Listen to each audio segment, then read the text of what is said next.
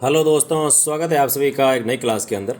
आज हम सॉल्व करने वाले हैं श्रमिक एकेडमी के द्वारा जो एसआई भर्ती परीक्षा के लिए ऑफलाइन टेस्ट सीरीज चल रही है, इसका टेस्ट नंबर 2 आज हम सॉल्व करने वाले हैं, जो कि हुआ था आपके 23 नवंबर 2025 को। और इस टेस्ट के अंदर आपके टॉपिक रहने वाला है इंडियन जियोग्राफी और प्रतिशत, simple and compound interest and current affair. तो इनके जो टॉपिक दे रखे हैं आपको, इन्हीं के क्वेश्चन आपको इसके अंदर मिलने वाले हैं भाई। तो चलो शुरू करते हैं फिर क्वेश्चन नंबर 1 से। और अगर आपको इस पेपर की पीडीएफ चाहिए तो इस क्लास के कमेंट बॉक्स के अंदर आपको टेलीग्राम ग्रुप का लिंक दे रखा है, वहाँ पर क्लिक करके आपको टेलीग्राम ग्रुप में ज्वाइन हो जाना है। वहाँ पर आपको सारी क्लासों की पीडीएफ मिल जाएगी भाई। और अगर आप चैनल पर नए हो, चैनल को सब्सक्राइब कीजिए, क्लास को लाइक करना है और अपने दोस्तों के साथ शेयर भी करना है भाई। और हम इस पेपर के प्रत्येक क्वेश्चन को विद एक्सप्लेनेशन के साथ पढ़ने वाले हैं, तो आप क्लास के साथ बने रहिए और अपनी तैयारी को बेहतर करते रहिए भाई। तो क्वेश्चन नंबर 1 आपको दे रखा है कि सुमेलित कीजिए। सुमेलित करना आपको, और सामने आपको दे रखा है, एक तरफ दे रखी है स्थलाकृति और सामने दे रखा है उनका क्षेत्रफल। तो कौन सी स्थलाकृति का कितना क्षेत्रफल रहता है आपको सुमेलित करके बताना है भाई। तो सबसे पहले आपको दे रखे हैं पर्वत। तो पर्वतों का क्षेत्रफल रहता है आपके 10.5%। तो पहले में आ जाएगा 2। फिर दे रखा पठार, तो पठार में आ जाएगा 27.7%, यानी कि 1 नंबर। फिर आपको दे रखा मैदान, तो मैदानों के अंदर आ जाएगा आपके 43.2%, यानी कि इसमें आ जाएगा आपके 4 नंबर। और फिर दे रखा पहाड़, तो पहाड़ों के अंदर आ जाएगा आपके 18.6%, यानी कि 3 नंबर। तो 2 1 4 3, 2 1 4 3, यानी कि ऑप्शन नंबर सी जो है ये आपके इसमें बिल्कुल सही रहने वाला भाई। नेक्स्ट क्वेश्चन देखो, 2 नंबर आपको दे रखा है कि निम्नलिखित पर्वत श्रेणियां या पहाड़ियों को पश्चिम से पूर्व के क्रम में व्यवस्थित कीजिए। तो पश्चिम से पूर्व के क्रम में आपको इसको व्यवस्थित करते हुए लिखना है भाई। तो इसमें आपको सबसे पहले दे रखी है हरिश्चंद्र, तो सबसे पहले आ जाएगा हरिश्चंद्र, यानी कि 1 नंबर। फिर आपके इसमें रहेगा बालाघाट, यानी कि 3 नंबर। और फिर आपके इसमें आ जाएगा सतमाला, यानी कि 2 नंबर। फिर आ जाएगा आपके गढ़ जात, यानी कि 4 नंबर। फिर आ जाएगा आपके मिकिर, यानी कि 5 नंबर। तो 1 3 2 4 5, यानी कि ऑप्शन नंबर आपके इसमें रहेगा सी। ये इसका आपके पश्चिम से पूर्व का क्रम रहता है पहाड़ियों का। नेक्स्ट क्वेश्चन देखो भाई, 3 नंबर आपको दे रखा है, निम्नलिखित पहाड़ियों को उत्तर से दक्षिण के क्रम में व्यवस्थित कीजिए। तो उत्तर से दक्षिण के क्रम में आपको इनको व्यवस्थित करके लिखना है भाई। तो इसमें आ जाएगा आपके सबसे पहले रहेगा नगारी पहाड़ियाँ, तो 1 नंबर। और फिर आपके इसमें आ जाएगा सेवराई की पहाड़ियाँ, तो 3 नंबर। फिर आ जाएगा आपके इसमें पंचमलाई की पहाड़ियाँ, तो 2 नंबर। फिर आ जाएगा आपके सिरुमलाई की पहाड़ियाँ, 4 नंबर। यानी कि 1 3 2 4, ऑप्शन नंबर सी जो है ये आपके इसमें बिल्कुल सही रहने वाला है भाई। नेक्स्ट क्वेश्चन देखो, 4 नंबर आपको दे रखा है, और इसमें अगर देखा जाए तो आपके जो ये नगारी पहाड़ियाँ है ना, तो नगारी पहाड़ियाँ तो स्थित है भाई आपके आंध्र प्रदेश के अंदर। और पंचमलाई की जो पहाड़ियाँ हैं ये स्थित है आपके इसमें, जो पंचमलाई है, सेवराई की जो पहाड़ियाँ हैं और सिरुमलाई की जो पहाड़ियाँ हैं, ये सभी पहाड़ियाँ स्थित है तमिलनाडु के अंदर, ठीक है। और ये सभी पहाड़ियाँ हैं पूर्वी घाट का हिस्सा रहती है, ये भी आपको साथ में ध्यान रखना है भाई। नेक्स्ट क्वेश्चन देखो, 4 नंबर आपको दे रखा है, निम्नलिखित में से कौन सा पठार सोन तथा महानदी के अपवा तंत्र को अलग करता है। तो कौन सा ऐसा पठार है जो सोन और महानदी के अपवा तंत्र को अलग करता है। तो इसमें आ जाएगा आपके बघेलखंड का जो पठार है आपके बघेलखंड का पठार, ये आपके सोन और महानदी के अपवा तंत्र को अलग करता है भाई। और इसके साथ आपको दे रखा है कि छोटा नागपुर का पठार। तो छोटा नागपुर का जो पठार है, इससे प्रमुख नदियाँ जैसे दामोदर है, उत्तरी कोयल है, बराकर है, स्वर्ण रेखा है, ये सभी से निकलती है। और दंडकारण्य पठार, तो इसमें आ जाएगा आपके इंद्रावती जो कि बस्तर का पठार से निकलती है, तथा सबरी है, सिलेरी है, जो काला हांडी पठार कह सकते हैं, वहाँ से निकलती है। ये इसकी प्रमुख नदियाँ रहती है भाई। तो इसमें ये भी आपको साथ में ध्यान रखना है। तो इसका आंसर आ जाएगा आपके बघेलखंड का पठार, option number D. Next question देखो, 5 नंबर आपको दे रखा, निम्नलिखित में से सत्य कथन या कथनों का चयन कीजिए। तो सत्य कथन कौन कौन से, उनका आपको चयन करके बताना है भाई। तो सबसे पहले आपको दे रखा है, डालमा और पोरा हाट की पहाड़ियाँ बुंदेलखंड की उच्च भूमि में स्थित है। तो ये आपके कथन गलत है, क्योंकि डालमा और जो पोर घाट की जो पहाड़ियाँ हैं ये बुंदेलखंड में नहीं है भाई, ये है छोटा नागपुर के पठार में स्थित। तो पहला कथन गलत हो गया। फिर दे रखा मालवा पठार की सर्वोच्च चोटी सिंगार टॉप है। तो बिल्कुल सही बात है, जो मालवा पठार की सर्वोच्च चोटी है इसका नाम रहता है सिगार टॉप, जो कि बिल्कुल सही बात है। तीसरा दे रखा तेलंगाना पठार के पश्चिमी भाग को सीमांध्र कहते हैं। तो सीमांध्र तेलंगाना के पश्चिमी भाग को नहीं कहते हैं, तेलंगाना पठार के पूर्वी भाग को कहते हैं सीमांध्र, न कि पश्चिमी भाग को। तो ये भी हो गया आपके गलत। पूछा है सत्य कथन कौन सा है, तो केवल और केवल दो, option number b. Next question देखो भाई, 6 नंबर आपको दे रखा पश्चिमी तटवर्ती मैदान के प्रादेशिक भागों को क्रमानुसार उत्तर से दक्षिण में व्यवस्थित कीजिए। तो उत्तर से दक्षिण के क्रम में आपको व्यवस्थित करते हुए लिखना है भाई कि कौन सा इसमें मैदान या प्रादेशिक भाग पश्चिम में रहता है, फिर उसके बाद आपके दक्षिण उत्तर से दक्षिण में, सबसे पहले उत्तर में कौन सा है, फिर आपके उससे अकॉर्डिंग दक्षिण की ओर बढ़ते रहना है। तो इसमें आ जाएगा सबसे पहले आपके रहेगा, इसमें आ जाएगा कच्छ का मैदान। तो सबसे ऊपर आ जाएगा आपके कच्छ का मैदान उत्तर के अंदर। उसके बाद रहेगा आपके काठियावाड़ का मैदान, तो 3 नंबर। और इसके बाद आ जाएगा आपके गुजरात का मैदान यानी कि 1 नंबर। इसके बाद रहेगा आपके कोंकण का मैदान यानी कि 5 नंबर। और 5 नंबर के बाद आ जाएगा आपके कन्नड़ का मैदान, तो 4 नंबर। फिर आ जाएगा आपके मालाबार का मैदान यानी कि 6 नंबर। तो 2 3 1 5 4 6। तो देख लो इस कौन से आंसर में आ रहा भाई, तो 2 3 1 5 4 6, ऑप्शन नंबर डी जो है ये इसमें आपके बिल्कुल सही रहने वाला है भाई। क्योंकि जो कच्छ का मैदान है ना, ये आपके सिंधु नदी द्वारा बनाया जाता है, जो कि गुजरात के अंदर बन रहा है आपके। और विशेषता इसकी ये है कि ये चौड़ा व समतल उच्च लवणता वाला रहता है। और फिर आता है काठियावाड़ का मैदान, तो ये मांडव पहाड़ी से निकलने वाली जो नदियाँ हैं उनसे ये काठियावाड़ का मैदान बनता है। और ये संकरा मैदान है भाई, इसकी विशेषता है कि ये संकरा मैदान है। और गुजरात का मैदान तो साबरमती, माही, नर्मदा आदि नदियों के अवसादों से इस मैदान का निर्माण होता है। और ये एक प्रकार का चौड़ा मैदान रहता है भाई। फिर दे रखा कोंकण का मैदान, जो कि आपके महाराष्ट्र और गोवा के सीमा पर स्थित है। और ये संकरा है, उबड़ खाबड़ है और पथरीला मैदान है। फिर दे रखा कन्नड़ का मैदान, तो कन्नड़ का जो मैदान है ये आपके मुख्यतः कर्नाटका और पश्चिमी घाट से निकलने वाली नदियों से बनता है। और कॉफ़ी की खेती के लिए ये बहुत ही ज़्यादा प्रसिद्ध है। फिर दे रखा आपके मालाबार का मैदान, तो मालाबार का जो मैदान है ये आपके मुख्यतः केरल में रहता है और चौड़ा मैदान है। लेगून झील है वहाँ पे, वेबनाड और अष्टमुड़ी जो झीलें हैं ये लेगून झीलें कहलाती है, जो कि आपके नाम रहता है इनका वेबनाड और अष्टमुड़ी झीलें। ठीक है भाई। नेक्स्ट क्वेश्चन देखो, 7 नंबर आपको दे रखा है, सूची 1 को सूची 2 से सुमेलित कीजिए और सही उत्तर का चयन नीचे दिए गए कूट से कीजिए। तो सूची 1 और सूची 2 का सुमेलित करना है और नीचे दिए गए कूट से सही उत्तर का चयन भी आपको करना है भाई। तो सबसे पहले दे रखा है कि उत्तरी अंडमान, तो उत्तरी अंडमान में चोटी कौन सी है, तो इसमें आ जाएगा आपके सैंडल पीक यानी कि पहले में आ जाएगा 3 नंबर। फिर दे रखा दक्षिणी अंडमान, तो इसमें आ जाएगा माउंट कोएब यानी कि 1 नंबर।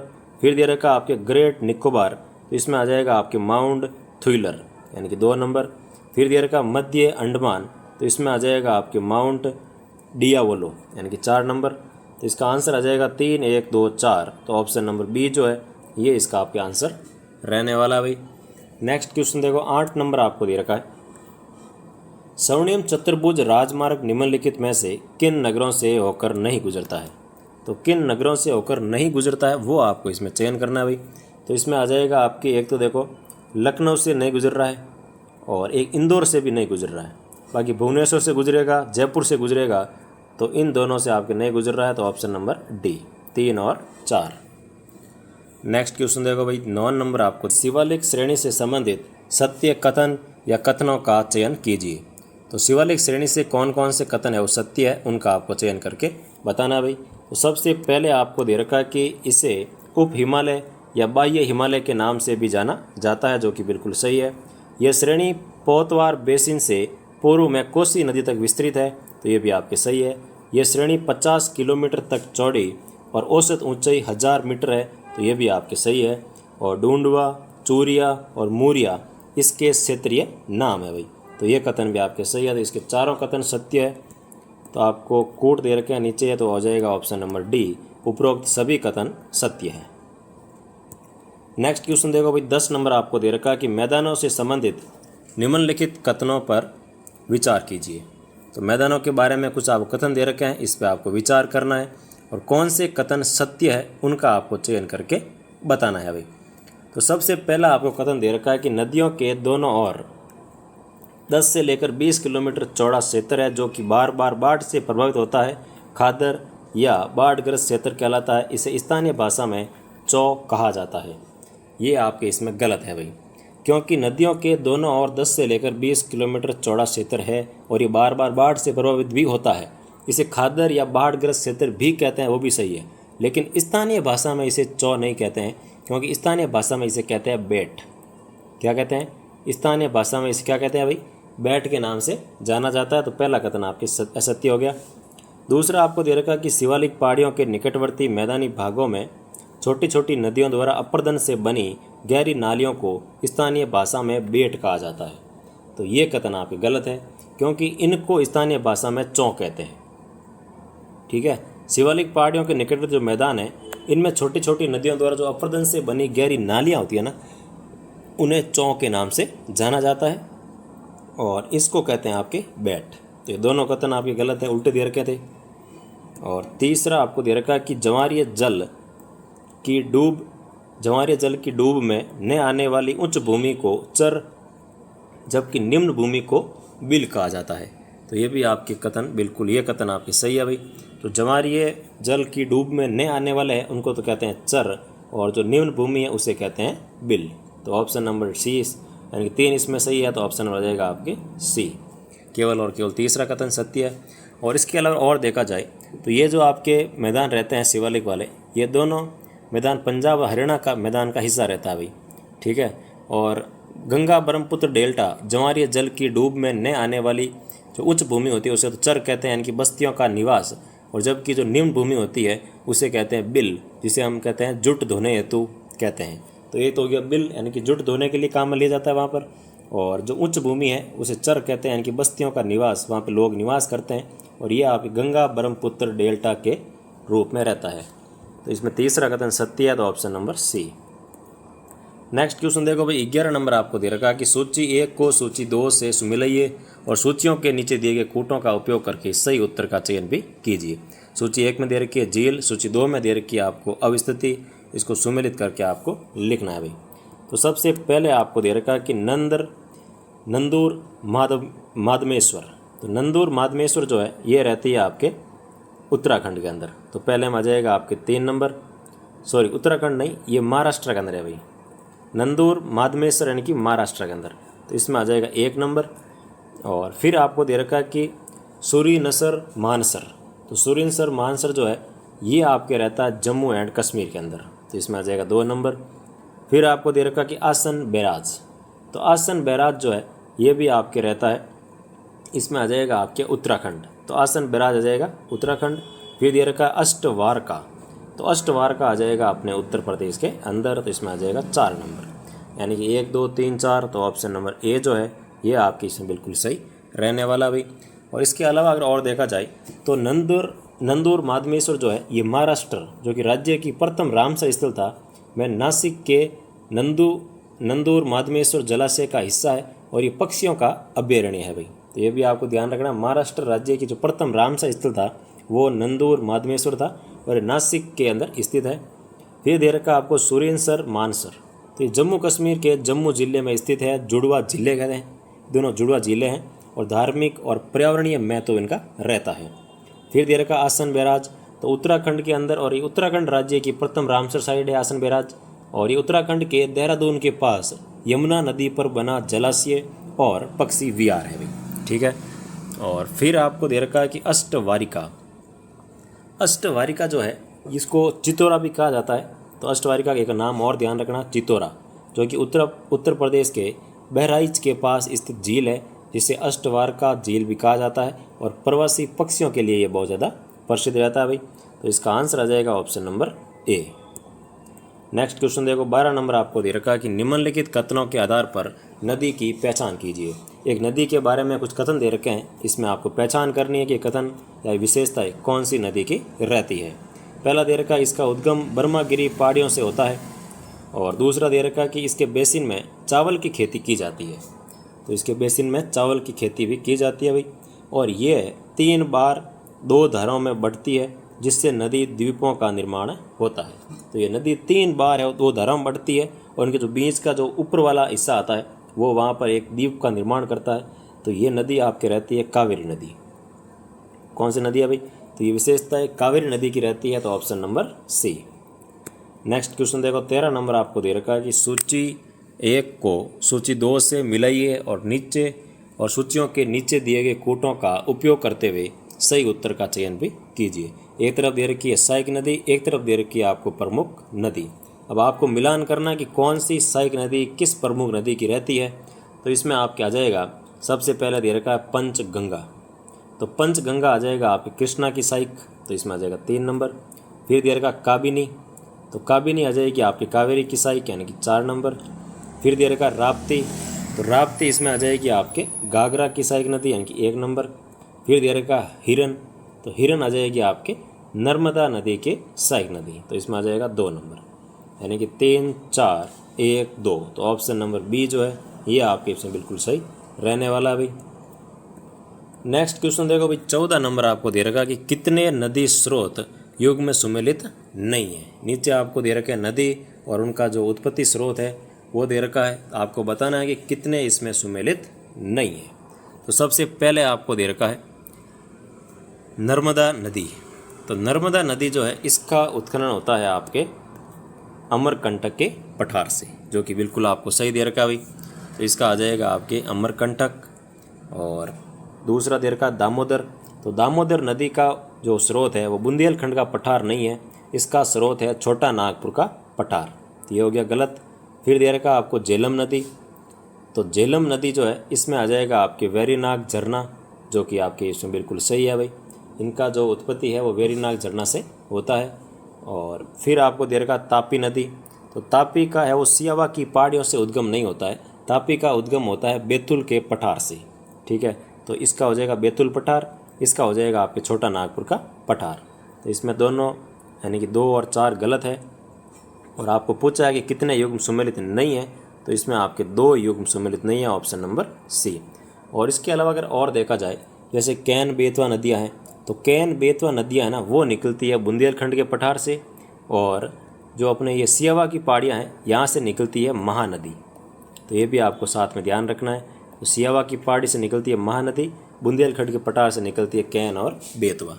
तो इसका आंसर हो जाएगा ऑप्शन नंबर सी।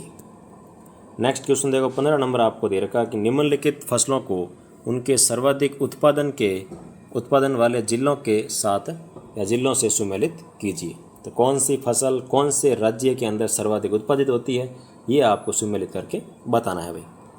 तो इसमें आपके आ जाएगा, सबसे पहले आपको दे रखा है चावल, तो चावल का सर्वाधिक उत्पादन होता है तेलंगाना के अंदर, तो पहले में आ जाएगा आपके 3 नंबर। फिर दे रखा आपको गेहूँ, तो गेहूँ में आ जाएगा आपके उत्तर प्रदेश के अंदर, तो इसमें आ जाएगा 4 नंबर। फिर दे रखा कपास, तो कपास का सर्वाधिक उत्पादन होता है गुजरात के अंदर, तो 2 नंबर। फिर दे रखा कॉफ़ी, तो कॉफ़ी का सर्वाधिक उत्पादन होता है कर्नाटका के अंदर, तो इसमें आ जाएगा 1 नंबर। तो 3, 4, 2, 1, तो 3, 4, 2, 1 देखो कौन सा ऑप्शन में दे रखा भाई, 3, 4, 2, 1 ऑप्शन नंबर डी इसका बिल्कुल आपके सही हो जाएगा भाई। और इसके अंदर अगर देखा जाए तो जैसे आर्थिक समीक्षा 2024-25 के अनुसार देखा जाए तो चावल का जो सबसे ज़्यादा उत्पादन करता है वो तेलंगाना है, फर्स्ट नंबर पे तेलंगाना है, सेकंड पे उत्तर प्रदेश है और थर्ड पे आता है पश्चिम बंगाल। और गेहूं के अंदर देखा जाए तो फर्स्ट पे उत्तर प्रदेश, सेकंड पे मध्य प्रदेश और थर्ड पे आता है पंजाब। और कपास में देखा जाए तो फर्स्ट पे गुजरात, सेकंड पे महाराष्ट्र, थर्ड पे तेलंगाना। और कॉफ़ी में देखा जाए तो फर्स्ट पे कर्नाटका, सेकंड पे केरल, थर्ड पे आता है तमिलनाडु। तो ये भी आपको साथ में ध्यान रखना है। इसका सही आंसर हो जाएगा ऑप्शन नंबर डी।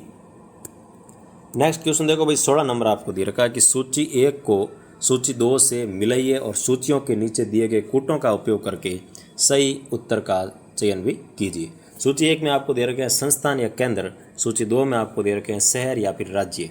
तो इनको आपको सुमेलित करना है, कौन सी संस्था कहाँ पर स्थित है और आपको इसमें बताना है भाई। तो सबसे पहले आपको इसमें रहता है भारतीय गन्ना अनुसंधान केंद्र। तो भारतीय गन्ना अनुसंधान केंद्र जो है ये आपके लखनऊ में स्थित है, तो इसमें आ जाएगा 1 नंबर। फिर दिया का केंद्रीय कपास संस्थान, तो केंद्रीय कपास संस्थान जो है ये आपके नागपुर के अंदर स्थित है, तो इसमें आ जाएगा 2 नंबर। फिर दिया का भारतीय चावल अनुसंधान संस्थान, तो चावल का अनुसंधान आ जाएगा आपके हैदराबाद के अंदर, 3 नंबर। केंद्रीय कॉफ़ी अनुसंधान केंद्र, तो इसमें आ जाएगा आपके बाले हनूर, यानी कि 4 नंबर। तो इसका आंसर आ जाएगा 1 2 3 4, 1 2 3 4, यानी कि ऑप्शन नंबर डी जो है ये इसका बिल्कुल सही रहने वाला है भाई। नेक्स्ट क्वेश्चन देखो, 17 नंबर आपको दे रखा है कि चावल से संबंधित सत्य कथन या कथनों का चयन कीजिए। तो चावल से संबंधित कौन कौन से कथन सत्य है उनका आपको चयन करके बताना है भाई।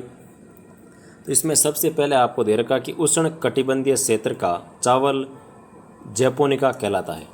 तो उष्ण कटिबंधीय क्षेत्र का चावल जैपोनिका नहीं कहलाता भाई, ये कथन गलत है।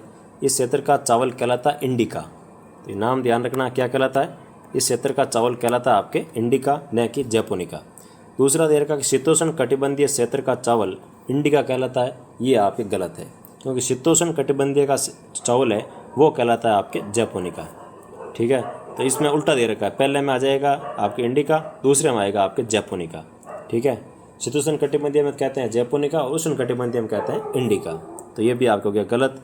तीसरा दे रखा है दलदली निम्न भूमि का चावल छोटा और लाल रंग का होता है, तो ये भी आपके गलत है, क्योंकि जो उच्च भूमि है, दलदली निम्न भूमि होती है, इसका चावल है वो स्वादिष्ट होता है भाई, ऐसा कोई छोटा बड़ा नहीं होता है। तो इसमें छोटा या लाल नहीं होता भाई, इसमें रहता है कि आपके स्वादिष्ट होता है। ठीक है, तो ये भी हो गया आपके गलत। 4 नंबर दे रखा है कि उच्च भूमि का चावल स्वादिष्ट होता है, तो उच्च भूमि का जो चावल होता है वो छोटा और लाल रंग का होता है, तो इसमें सब उल्टे दे रखे हैं। उच्च भूमि का चावल छोटा और लाल होता है, दलदली भूमि का चावल है वो स्वादिष्ट होता है, शीतोष्ण का होता है इंडिका, और उष्ण का होता है इंडिका, और शीतोष्ण का होता है जैपोनिका। इसमें सारे कथन गलत है भाई। तो इसमें आपको पूछा है सत्य कथन कौन से हैं, तो आ जाएगा इसमें से सभी कथन असत्य, option number D. Next question देखो, 18 नंबर आपको दे रखा है कि निम्नलिखित में से कौन सा लो अयस्क खान भंडार और राज्य सुमेलित नहीं है। तो कौन सा सुमेलित नहीं है, तो इसमें आपको दे रखा है कैमनगुडी कर्नाटका के अंदर, चंद्रपुर महाराष्ट्र के अंदर, और पिरना अडोलपाल गोवा के अंदर, ये भी सही है। बोनई झारखंड, तो बोनई पहाड़िया झारखंड में नहीं है भाई, बोनई वाला गलत है, ये आपके सुंदरगढ़ उड़ीसा के अंदर स्थित है, तो इसमें आ जाएगा option number D. Next question देखो, 19 नंबर आपको दे रखा है कि उत्तर दक्षिण और पूर्व पश्चिम गलियारा आपस में एक दूसरे से मिलते हैं। तो उत्तर दक्षिण और पूर्व पश्चिम जो गलियारा है ये एक दूसरे से कहाँ पर मिलता है भाई, तो इसमें आ जाएगा आपके झांसी के अंदर मिलते हैं, तो ऑप्शन नंबर ए। तो इसका ऑप्शन नंबर ए बिल्कुल सही हो जाएगा, ये दोनों आपके झांसी एमपी के अंदर दोनों एक दूसरे से मिलते हैं भाई, तो option number A. Next question आपको दे रखा 20 नंबर, सुमेलित कीजिए। सुमेलित करना और नीचे दिए गए कोड से सही उत्तर का चयन भी करना है। तो सबसे लंबा राष्ट्रीय राजमार्ग, तो सबसे लंबा राष्ट्रीय राजमार्ग जो है ये आ जाएगा NH27, तो पहले हो गया 1 नंबर। फिर दे रखा सबसे छोटा राष्ट्रीय राजमार्ग, तो सबसे छोटा राष्ट्रीय राजमार्ग आ जाएगा आपके NH327B, यानी कि 4 नंबर। फिर आ जाएगा आपके पूर्वी तट के समानांतर स्थित राष्ट्रीय राजमार्ग, तो पूर्वी तट के समानांतर स्थित जो राष्ट्रीय राजमार्ग है वो इसमें रहता है आपके NH16, यानी कि 2 नंबर। फिर आ जाएगा पश्चिमी तट के समानांतर स्थित राष्ट्रीय राजमार्ग, तो इसमें आ जाएगा NH67, यानी कि 3 नंबर। तो 1 4 2 3, तो 1 4 2 3 ऑप्शन नंबर बी जो है ये आपके इसमें बिल्कुल सही रहने वाला है। नेक्स्ट क्वेश्चन देखो भाई, 21 नंबर आपको दे रखा है काराकोरम पर्वत श्रेणी के संबंध में सत्य कथन बताइए। तो काराकोरम पर्वत श्रेणी के संबंध में कुछ कथन दे रखे हैं, इसमें से आपको बताना है कि कौन कौन से कथन सत्य है, उनका आपको चयन करके बताना है भाई। तो सबसे पहले आपको दे रखा कि यह भारत की उत्तरतम श्रेणी जिसे एशिया का मेरुदंड भी कहते हैं, जो कि बिल्कुल सही है।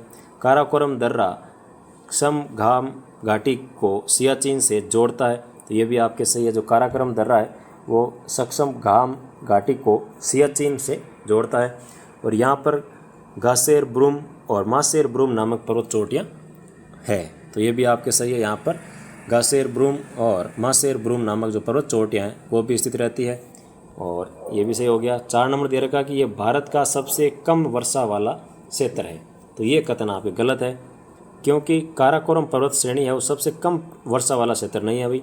इससे कम वर्षा भी होती है लेह लद्दाख पठार के अंदर। जो लेह है जो कि लद्दाख के पठार पर स्थित है, वहाँ पर भारत की सबसे कम वर्षा वाला क्षेत्र है, जो जहाँ पर 5 सेंटीमीटर वर्षा होती है। तो ये भी आपको ध्यान रखना, सबसे कम बारिश कहाँ होती है, लेह लद्दाख के अंदर 5 सेंटीमीटर।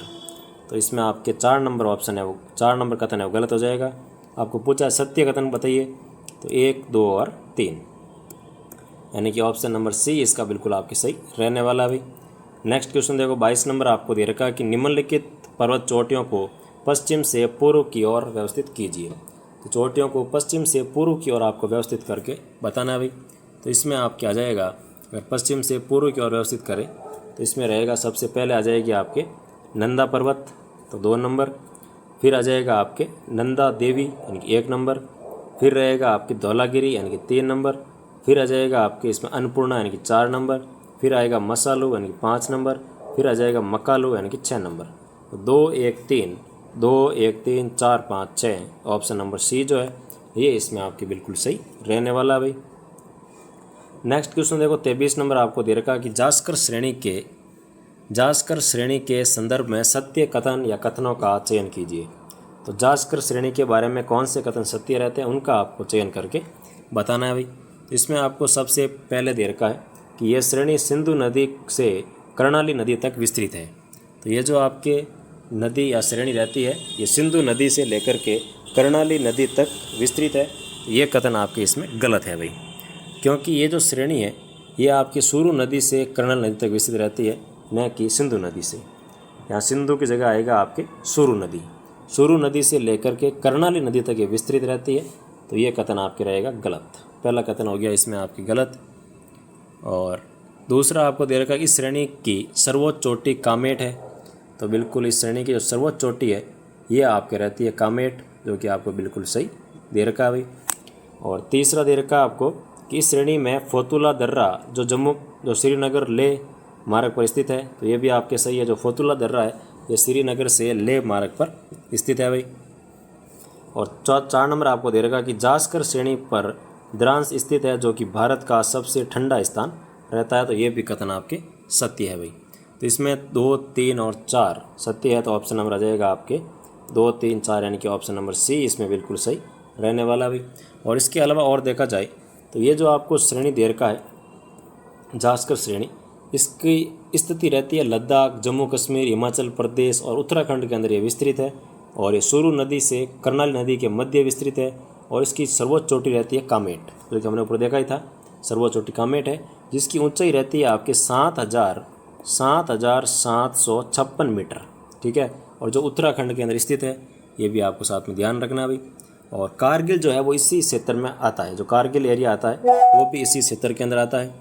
और बाकी सब तो ये सभी कथन सत्य है ही, तो इसमें आपको थोड़ा ध्यान रखना है, ऑप्शन नंबर सी हो जाएगा। नेक्स्ट क्वेश्चन देखो, 24 नंबर आपको दे रखा है सुमेलित कीजिए। सुमेलित करना है और कौन सा कथन सत्य है उसका आपको चयन करते हुए बताना है भाई। तो सबसे पहले आपको दे रखा है कि सिंधु सांगपो सच्चर जोन। तो सिंधु सांगपो सच्चर जोन जो है इसमें आपके आ जाएगा ट्रांस हिमालय तथा वृद्ध हिमालय के जो मध्य का क्षेत्र आता है उसे सिंधु सांगपो सच्चर जोन कहते हैं। तो पहले में 4 नंबर। फिर दे रखा मुख्य केंद्रीय भ्रंश। तो मुख्य केंद्रीय भ्रंश में आ जाएगा आपके वृद्ध हिमालय तथा मध्य हिमालय के मध्य, तो इसमें आ गया 1 नंबर। फिर दे रखा मुख्य सीमांत भ्रंश। तो मुख्य सीमांत भ्रंश में आ जाएगा आपके मध्य हिमालय तथा शिवालिक के मध्य, तो 2 नंबर। फिर दे रखा मुख्य अग्र भ्रंश। तो इसमें आ जाएगा शिवालिक और मैदान के मध्य, यानी कि 3 नंबर। तो 4, 1, 2, 3, तो 4, 1, 2, 3 यानी कि ऑप्शन नंबर इसमें आपके 4, 1, 2, 3 ऑप्शन नंबर डी जो है ये आपके सही हो जाएगा भाई। नेक्स्ट क्वेश्चन देखो, 25 नंबर आपको दे रखा है असंगत युग्म है। तो कौन सा युग्म असंगत है उनका आपको चयन करते हुए बताना है भाई। तो सबसे पहले आपको दे रखा है कि बुर्जिल्ला, ये तरफ दे रखा है दर्रे, सामने दे रखा है स्थान। तो बुर्जिल्ला दर्रा जो है ये आपके श्रीनगर को गिलगिट से जोड़ता है, जो कि बिल्कुल सही है। और बोरालच्छा, तो बोरालच्छा दर्रा जो है ये आपके लाहौल स्पीति को लेह से जोड़ता है, तो ये भी आपके सही है। बोमडिला दर्रा, तो बोमडिला दर्रा दे रखा आपको सिक्किम को तिब्बत से, जो कि आपके गलत है, क्योंकि बोमडिला दर्रा जो है वो अरुणाचल प्रदेश को तिब्बत से जोड़ता है, उसे कहते हैं बोमडिला दर्रा। तो ये कथन गलत हो जाएगा, क्योंकि बोमडिला दर्रा किसके बीच है भाई, अरुणाचल प्रदेश को तिब्बत से जोड़ता है। ठीक है ना। और जो सिक्किम को तिब्बत से जोड़ता है वो दर्रा रहता है आपके जलेलपा। ये नाम ध्यान रखना है, जलेलपा, जलेलपला है। जलेलपरा दर्रा जो है ये आपके सिक्किम को तिब्बत से जोड़ता है और बॉमडिला दर्रा अरुणाचल प्रदेश को सिक्किम से जोड़ता है।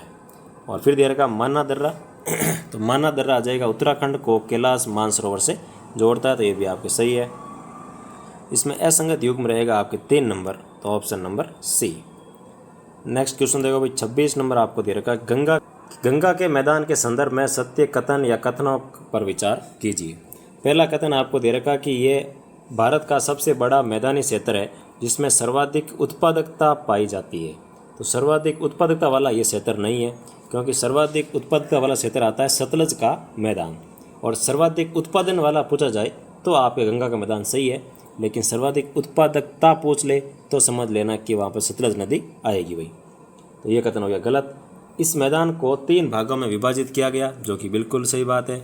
इस मैदान को 3 भागों में बांटा है, ऊपरी गंगा मैदान, मध्यवर्ती गंगा मैदान और निचला गंगा मैदान। तो ये कथन सही है भाई। तीसरा दे रखा कि बिहार में गंगा के दक्षिण में मिथिला जबकि उत्तर में मगध का मैदान है। तो ये कथन आपके गलत है, क्योंकि बिहार में गंगा के दक्षिण में है मगध का मैदान और उत्तर में है मिथिला का मैदान। यानी कि इसमें उल्टा दे रखा था, दक्षिण में दे रखा मिथिला जबकि दक्षिण में आएगा मगध, और उत्तर में दे रखा है आपके मगध जबकि उत्तर में आएगा मिथिला। ठीक है भाई, तो ये भी हो गया आपके गलत कथन। पूछा आपको कि सत्य कथन कौन से हैं, तो इसमें आ जाएगा केवल और केवल दूसरा कथन, यानी कि option number D. Next question देखो भाई 27 नंबर आपको दे रखा है कि निम्नलिखित में से सत्य कथन या कथनों का चयन कीजिए। सत्य कथन कौन कौन से उनका आपको चयन करके बताना है भाई। तो सबसे पहले आपको दे रखा कि भाबर का निर्माण नदी के ढाल में कमी तथा अफवाह के त्रुटिपूर्ण के कारण हो बनता है। तो ये कथन आपके इसमें बिल्कुल गलत है भाई, क्योंकि भाबर का जो निर्माण है ना वो शिवालिक के गिरिपथ के समांतर नदियों द्वारा गोलासम कुट्टी का जो कंकड़ है उनके जमाव से बनता है, न कि अफवाह के त्रुटिपूर्ण के कारण। तो ये कथन हो गया गलत आपके। और फिर दे रखा आपको कि भाबर के सैरंध्रता अधिक होने के कारण नदियाँ यहाँ पर विलुप्त हो जाती है। तो ये भी कथन आपके सही है भाई। और तराई क्षेत्र में वनस्पति का विकास अधिक होता है, तो ये भी कथन आपके सही है। तो इसमें देखो भाबर का जो निर्माण है ये तो हो गया था आपके शिवालिक के गिरिपथ के समांतर नदियों का गोलासम कुट्टी का कंकड़ के जमाव के कारण, ठीक है। जबकि जो ये अफवाह क्षेत्र का जो त्रुटिपूर्ण होता है इसमें आपका रहता है तराई का निर्माण। जो तराई बनती है ना तराई, ये ऐसा दलदली क्षेत्र है जो नदी के ढाल में कमी या अफवाह के त्रुटिपूर्ण के कारण बनता है। तो ये जो कथन आपको दे रखा है ढाल की कमी या अफवाह के त्रुटिपूर्ण कारण, उसमें बनता है तराई का मैदान।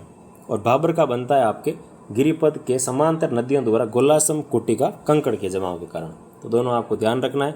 दूसरा पहला कथन इसमें गलत है, दूसरा और तीसरा सही है। तो इसका आंसर रहेगा आपके ऑप्शन नंबर डी, 2 और 3।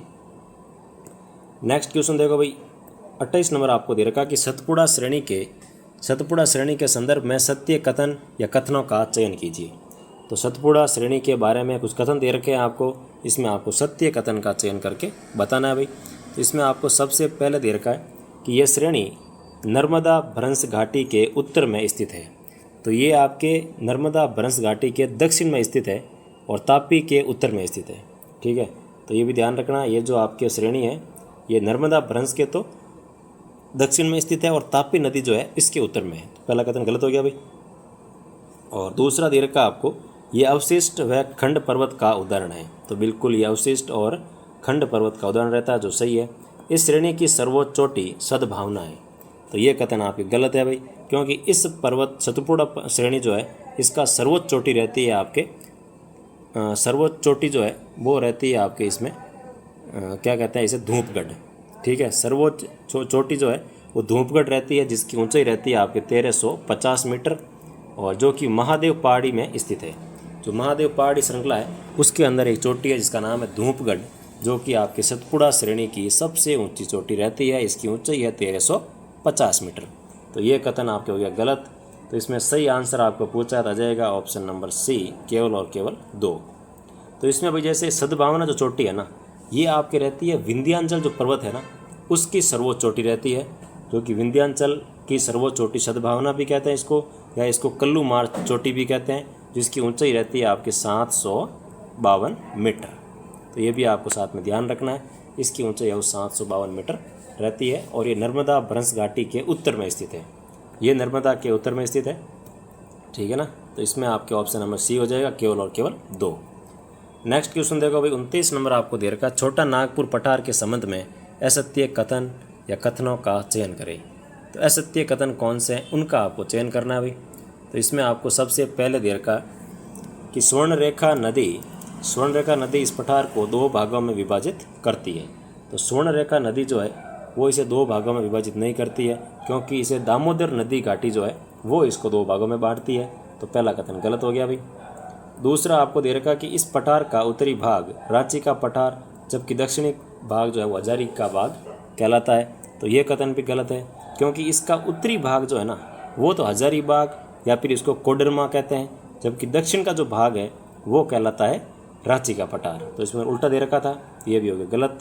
यहाँ की सर्वोच्च चोटी पारसनाथ है जो इसके दक्षिण भाग में स्थित है। तो इसकी सर्वोच्च चोटी पारसनाथ है और इसके उत्तरी भाग में स्थित है, न कि दक्षिणी भाग में। तो ये कथन भी हो गया आपके गलत। 4 नंबर दे रखा, ये भारत का सबसे खनिज संपन्न पठार है। तो ये कथन आपके बिल्कुल सही है। छोटा नागपुर का जो पठार है ये भारत का सबसे खनिज संपन्न पठार रहता है भाई। तो इसका आंसर आ जाएगा आपके, असत्य कथन पूछा है तो 1, 2 और 3, यानी कि ऑप्शन नंबर डी इसका सही आंसर रहने वाला है। नेक्स्ट क्वेश्चन आपको दे रखा 23 नंबर कि निम्नलिखित कथनों पर विचार कीजिए और सत्य कथन नहीं है उनका आपको चयन करके बताना है भाई। तो इसमें सत्य कथन कौन सा नहीं रहता है वो आपको चयन करना है। तो सबसे पहला आपको दे रखा है कि समतल शिखर वाली उच्च भूमि को मेसा कहते हैं। तो बिल्कुल आपके जो समतल शिखर वाली उच्च भूमि होती है इसे मेसा कहते हैं, और मेसा का ढाल मंद होता है। तो ये कथन गलत है भाई, क्योंकि मेसा का जो ढाल है ना ये हमेशा उच्च भूमि होती है। तो उच्च भूमि का ढाल तो भाई हमेशा तीव्र होता है, ध्यान रखना। तो इसका ढाल है वो तीव्र होता है, न कि मंद। मेसा का निर्माण पठार के निक्षेपण से होता है। तो ये भी आपके गलत है, क्योंकि मेसा का निर्माण पठार के अपर्दन से होता है, न कि निक्षेपण से। तो ये भी कथन गलत हो गया। और उदाहरण देखा जाए तो इसमें रहता है आपको, जैसे मेसा ना, जैसे हम कह सकते हैं खमर पाट है, वो एक प्रकार का मेसा का पठार है। और नेत्रहाट पाट है, तो नेत्रहार पाट भी एक प्रकार से मेसा है। तो ये भी आपके इसमें निक्षेपण से नहीं होकर के अपर्दन से होता है इनका निर्माण। 4 नंबर देर का, झारखंड में मेसा को पाट कहा जाता है। तो बिल्कुल झारखंड के अंदर मेसा को पाट कहते हैं, इसलिए इनके नाम के पीछे देखो आप खमर पाट और नेत्रहाट पाट, तो इसमें पाट आते हैं भाई, ठीक है ना। तो इसका आंसर आ जाएगा आपके कि 2 और 3 है वो गलत है। तो सत्य नहीं है, तो 2, 3 ऑप्शन नंबर सी जो है ये इसमें आपके सही आंसर रहने वाला है भाई। 31 नंबर कि निम्नलिखित कथनों पर विचार कीजिए। कुछ कथन दे रखे हैं, इस पर आपको विचार करना है और इसका कौन सा कथन है वो सही रहता है उसका आपको चयन करके बताना है भाई। तो पहला कथन आपको दे रखा है कि मेघालय पठार छोटा नागपुर के पठार का भाग के रूप में है। इसमें आपको पूछा है असत्य कथन कौन से हैं उनका आपको चयन करके बताना है भाई। तो इसमें आपके आ जाएगा, सबसे पहला कथन दे रखा है कि मेघालय पठार जो है वो छोटा नागपुर के पठार का भाग है, जो कि आपकी बिल्कुल सही बात है भाई। तो इसमें पहला कथन आपके सत्य है। दूसरा आपको दे रखा है कि यहाँ खासी पहाड़ियों की सर्वोच्च चोटी नौकरेक है। तो इसकी जो खासी पहाड़ियों की जो सर्वोच्च चोटी है ये नौकरेक दे रखा है, जो कि आपके इसमें असत्य रहने वाला भाई। तीसरा दे रखा है कि इसके पश्चिम में कार्ली ओंगलोंग पहाड़ियाँ स्थित है। तो इसके पश्चिम के अंदर कार्ली ओंगलोंग पहाड़ियाँ नहीं है, इसके पूर्व में स्थित है। तो ये भी हो गया आपकी गलत। और गारो पहाड़ियों में मासिनराम और चेरापूंजी सर्वाधिक वर्षा वाले क्षेत्र है। तो खासी पहाड़ियाँ जो है यहाँ पर आपके मासिनराम और चेरापूंजी सर्वाधिक वर्षा वाले क्षेत्र है, ये इसमें आपको खासी पहाड़ियों में रहता है, न कि गारो पहाड़ियों के अंदर, ठीक है। तो ये भी कथन हो जाएगा गलत, क्योंकि यहाँ दे रखा है आपको गारो पहाड़ियाँ, जबकि यहाँ पे रहता है खासी पहाड़ियाँ। और ये जो आपको दे रखा है ना कि खासी पहाड़ी की सर्वोच्च चोटी नौकरेक है, यहाँ पर आपका आएगा कि गारो पहाड़ियों की सर्वोच्च चोटी नौकरेक है, और खासी की जो सर्वोच्च चोटी है वो रहती है शिलोंग, ठीक है। और यहाँ पर 3 प्रकार की पहाड़ियाँ अभी गारो, खासी और जयंतिया। तो गारो की तो सबसे ऊंची हो गई नौकरेक, और खासी की हो गई शिलोंग, और जयंतिया पहाड़ियों की सर्वोच्च चोटी हो गई आपके मंगरक्षी जो है ये आपके जयंतिया पहाड़ियों की सर्वोच्च चोटी रहती है। तो इसमें आपके 2, 3 और 4 तीनों कथन गलत है भाई। इसमें आपको पूछा असत्य कथन कौन सा है, तो 2, 3 और 4 option number c. Next question देखो 32 नंबर आपको दे रखा है। 32 नंबर आपको दे रखा है कि सुमेलित युग्म का चयन कीजिए।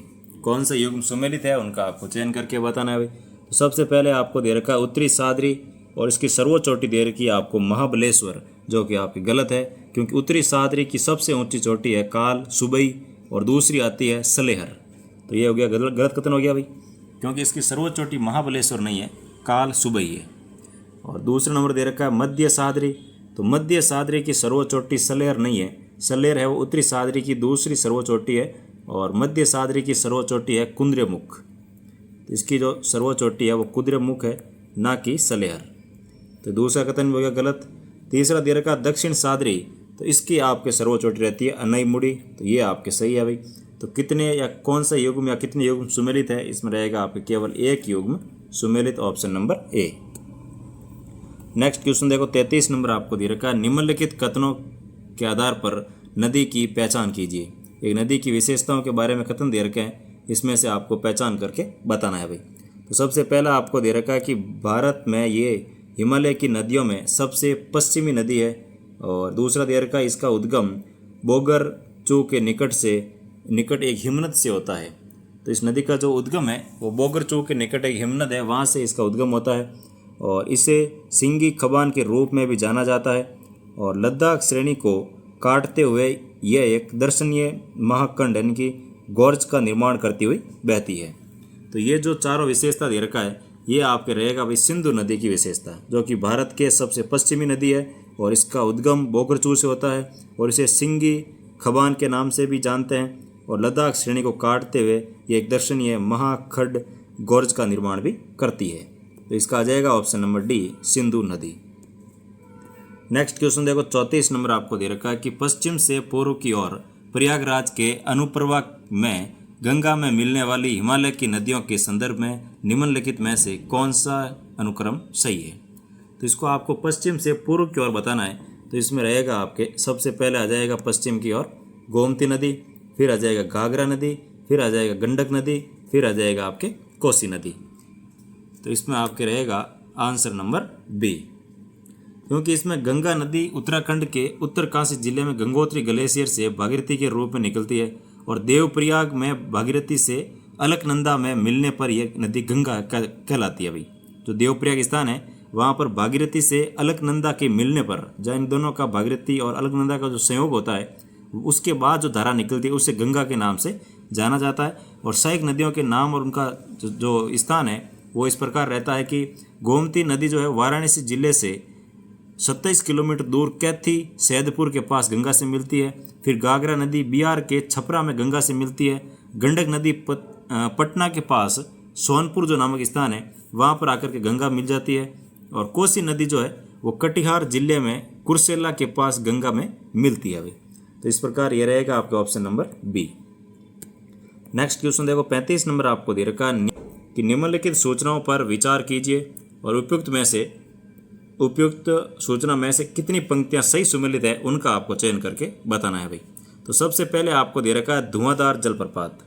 तो धुआंधार जलप्रपात का क्षेत्र मालवा नहीं रहता है, नदी बिल्कुल नर्मदा रहेगा, लेकिन इसमें आपके जो ये क्षेत्र है ये मालवा नहीं रहने वाला भाई। तो नर्मदा नदी का जो उद्गम है अमरकंटक पठार के पश्चिमी किनारे से होता है और एक भ्रंश घाटी से होकर बहती है, जो दक्षिण में सतपुड़ा पर्वतमाला और उत्तर में विंध्यन पर्वतमाला से घिरी हुई है। जबलपुर जिले के पास ये संगमरमर की चट्टानों में से एक सुंदर घाटी बनाती हुई और आश्चर्यजनक धुआंधार जलप्रपात बनाती है। तो ये मालवा क्षेत्र नहीं है, ये आपके अमरकंटक का पठार है, वहाँ पर रहने वाला है। तो ये हो जाएगा आपके गलत। फिर दे रखा हुंड्रू। तो हुंड्रू जलप्रपात जो है ये आपके स्वर्णरेखा नदी पर है और छोटा नागपुर के पठार पर स्थित है, जो कि आपके रांची पुरुलिया मार्ग है वहाँ पर स्थित रहता है भाई। तो ये आपका दूसरा सही है। तीसरा दे रखा गोरसोपा जलप्रपात।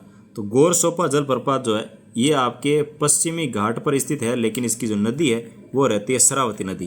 तो ये भी हो गया आपके गलत, क्योंकि जो ये गोरसोपा जलप्रपात है इसका दूसरा नाम है जोग जलप्रपात, और ये कर्नाटका के शिवमोगा जिले में स्थित है, और ये पश्चिमी घाट से निकलने वाली शरावती नदी द्वारा निर्मित होता है। तो ये भी आपका हो गया गलत। तो इसमें कितनी पंक्तियाँ सुमेलित? केवल एक पंक्ति, option number A. Next question देखो 36 नंबर आपको दे रखा है कि निम्नलिखित कथनों पर विचार कीजिए। पहला कथन दे रखा है कि झेलम नदी वुलर झील से होकर जाती है। तो वुलर झील से होकर जाती है, ये कथन आपके बिल्कुल सही है भाई, कि झेलम नदी जो है ये आपके वुलर झील जो कि एशिया की सबसे बड़ी मीठे पानी की झील है और भारत के जम्मू कश्मीर के अंदर स्थित है और इसे झेलम नदी जो है वो वुलर झील को जल प्रदान करती है। तो ये कथन सत्य है भाई। दूसरा दे रखा कृष्णा नदी सीधे कोलेरू झील का भरण करती है। तो ये आपके क्वेश्चन गलत है, क्योंकि कृष्णा नदी है वो सीधे इसका भरण नहीं करती है और कोलेरू झील जो है ये पूर्वोत्तर आंध्र प्रदेश में स्थित है और ये गोदावरी और कृष्णा नदी डेल्टा के बीच में स्थित है।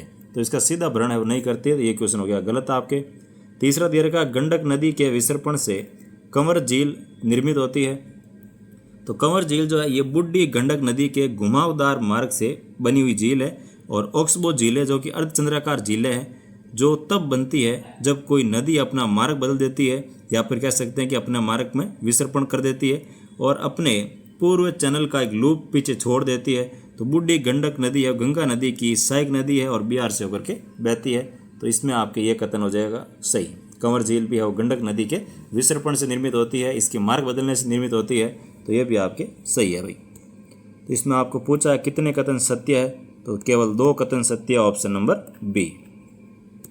नेक्स्ट क्वेश्चन देखो 37 नंबर आपको दे रखा है निम्नलिखित में से पश्चिमी घाट से पूर्व घाट की ओर बहने वाली नदियां हैं।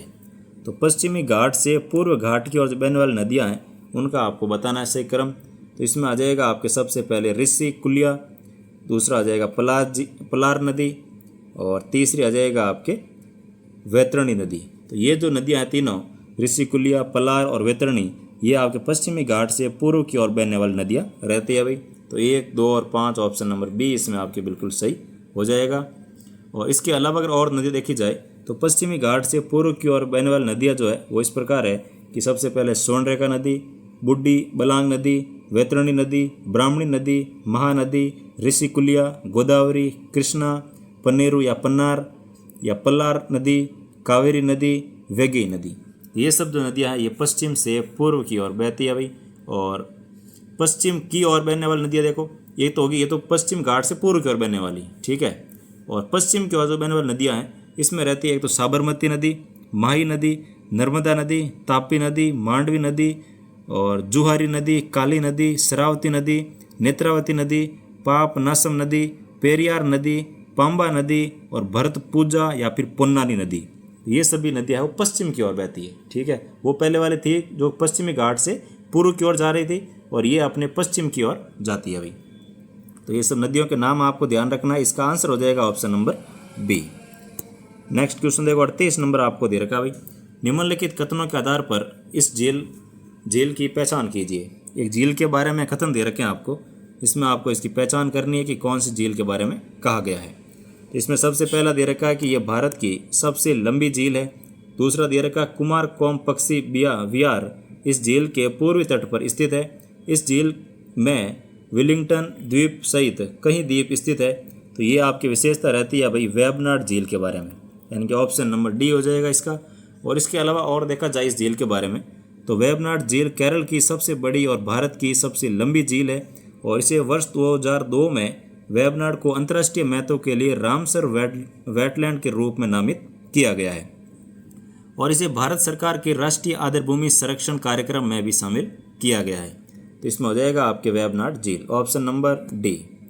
नेक्स्ट क्वेश्चन देखो 39 नंबर आपको दे रखा है कि फसल के चयन में या फसल के संबंध में सत्य कथन का चयन कीजिए। तो फसल के संबंध में आपको कथन दे रखा है, इस पे आपको सत्य कथन का चयन करके बताना है भाई। तो सबसे पहला आपको दे रखा है कि 100 सेंटीमीटर समवर्षा रेखा गेहूं व चावल उत्पादन क्षेत्रों को अलग करती है। तो 100 सेंटीमीटर जो रेखा रहती है वो आपके 100 सेंटीमीटर समवर्षा रेखा गेहूं व चावल उत्पादक क्षेत्रों को अलग करती है, जो कि आपके बिल्कुल सही है भाई। दूसरा दे रखा कि गेहूं को 210 दिन पाला रहित होना आवश्यक है। तो ये कथन गलत है। 210 दिन नहीं होता, इसमें होता है कि 100 दिन है वो पाला रहित होना चाहिए। और 210 दिन जो है वो कपास के अंदर होता है। अभी कपास है वो 210 दिन पाला रहित होना आवश्यक है और गेहूं के लिए 100 दिन पाला रहित होना चाहिए। तीसरा दे रखा विकास, विक्रम, अर्जुन, गिरिजा आदि गेहूं की किस्में हैं। तो इसमें आपके ये भी रहेगा गलत, क्योंकि विकास है, विक्रम है, और ये जो आपके दे रखी है विकास और विक्रम, ये दोनों रहती है कपास की किस्में न कि गेहूँ की। जबकि अर्जुन और गिरिजा जो है ये आपके गेहूँ की किस्म है, लेकिन ये दोनों विकास और विक्रम जो है ये रहती है कपास की किस्म। तो इसमें हो गया आपके तीसरा भी गलत। और इसके अलावा और देखा जाए तो कपास की किस्म में आता है आपके विकास है, विक्रम है, नर्मदा है, कल्याण है और विजय है। और गेहूँ की किस्म देखा जाए तो सोनालिका है, मालविका 12 है, अर्जुन है और गिरिजा है। तो इसका आंसर हो जाएगा आपके केवल एक सत्य है, तो ऑप्शन नंबर बी।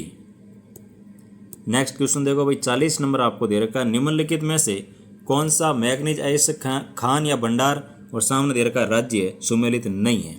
तो कौन सा सुमेलित नहीं है उसका आपको चयन करना है। तो इसमें आ जाएगा आपके केम्मनगुडी जो दे रखी है ये आपके कर्नाटका के अंदर दे रखा है, जो कि इसमें आपके सुमेलित नहीं रहने वाला भाई।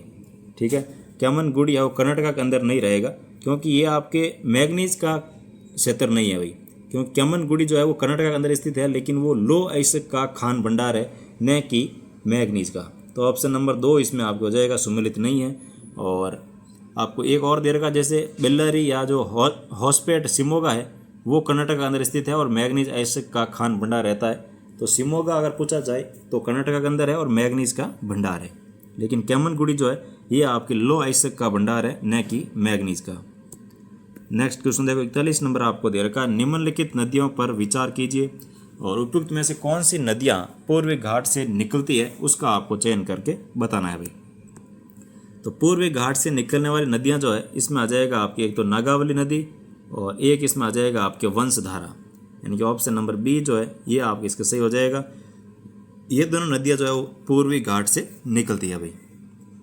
और इसके अलावा जैसे और देखा जाए तो नागावली नदी का उद्गम उड़ीसा के कालाहांडी जिले के पूर्वी घाट की पहाड़ियों से होता है और वंशधारा नदी भी उड़ीसा के कालाहांडी जिले के पूर्वी घाट से निकलती है। और ब्राह्मणी और जो आपको दे रखा है स्वर्णरेखा नदी, ये नदियों का जो स्रोत है वो पूर्वी घाट में नहीं है। ये कर में से छोटा नागपुर का पठार, यानी कि ब्राह्मणी निकलती है छोटे नागपुर के पठार से, और ये आपके दोनों झारखंड के पठार झारखंड क्षेत्र से उत्पन्न होती है भाई। ठीक है ना, तो इसमें आपके आंसर नंबर बी है वो सही हो जाएगा। नेक्स्ट क्वेश्चन देखो, 42 नंबर आपको दे रखा है कि सिंधु नदी प्रणाली के संदर्भ में निम्नलिखित 4 नदियों में से 3 नदियां इनमें से किसी एक नदी से मिलती है जो सीधे सिंधु नदी से मिलती है। तो निम्नलिखित में से वह नदी कौन सी है जो सिंधु नदी से सीधे मिलती है। तो सिंधु नदी से सीधे मिलने वाली नदी जो है वो रहती है आपके सतलज नदी भाई। तो option number D. Next question देखो भाई, 43 नंबर आपको दे रखा है कि हीरापुर व कुल्डी संबंधित है।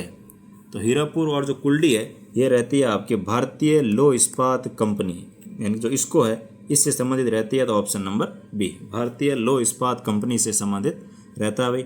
और हीरापुर और कुल्डी है ये दोनों पश्चिम बंगाल के आसनसोल क्षेत्र में स्थित है और ये स्थान भारतीय लौह इस्पात कंपनी यानी कि Indian iron and steel company इसको से संबंधित है। और इसको की स्थापना 1918 ईस्वी में की गई थी तथा बाद में ये सेल का भाग बन गई थी। स्टील अथॉरिटी ऑफ जो इंडिया लिमिटेड है उसका ये हिस्सा बन गई थी। तो इसमें आंसर नंबर हो जाएगा आपके 2। नेक्स्ट क्वेश्चन देखो भाई, 44 नंबर आपको दे रखा है। और अगर आपको ये सॉल्यूशन पसंद आ रहा है और आपके लिए थोड़ा सा भी अगर हेल्पफुल है तो प्लीज़ चैनल को सब्सक्राइब कीजिए, क्लास को लाइक कीजिए और अपने दोस्तों के साथ शेयर कीजिए। 44 नंबर क्वेश्चन आपको दे रखा है, निम्नलिखित कथनों पर विचार कीजिए तथा सही उत्तर का चयन नीचे दिए गए कोट में से कीजिए।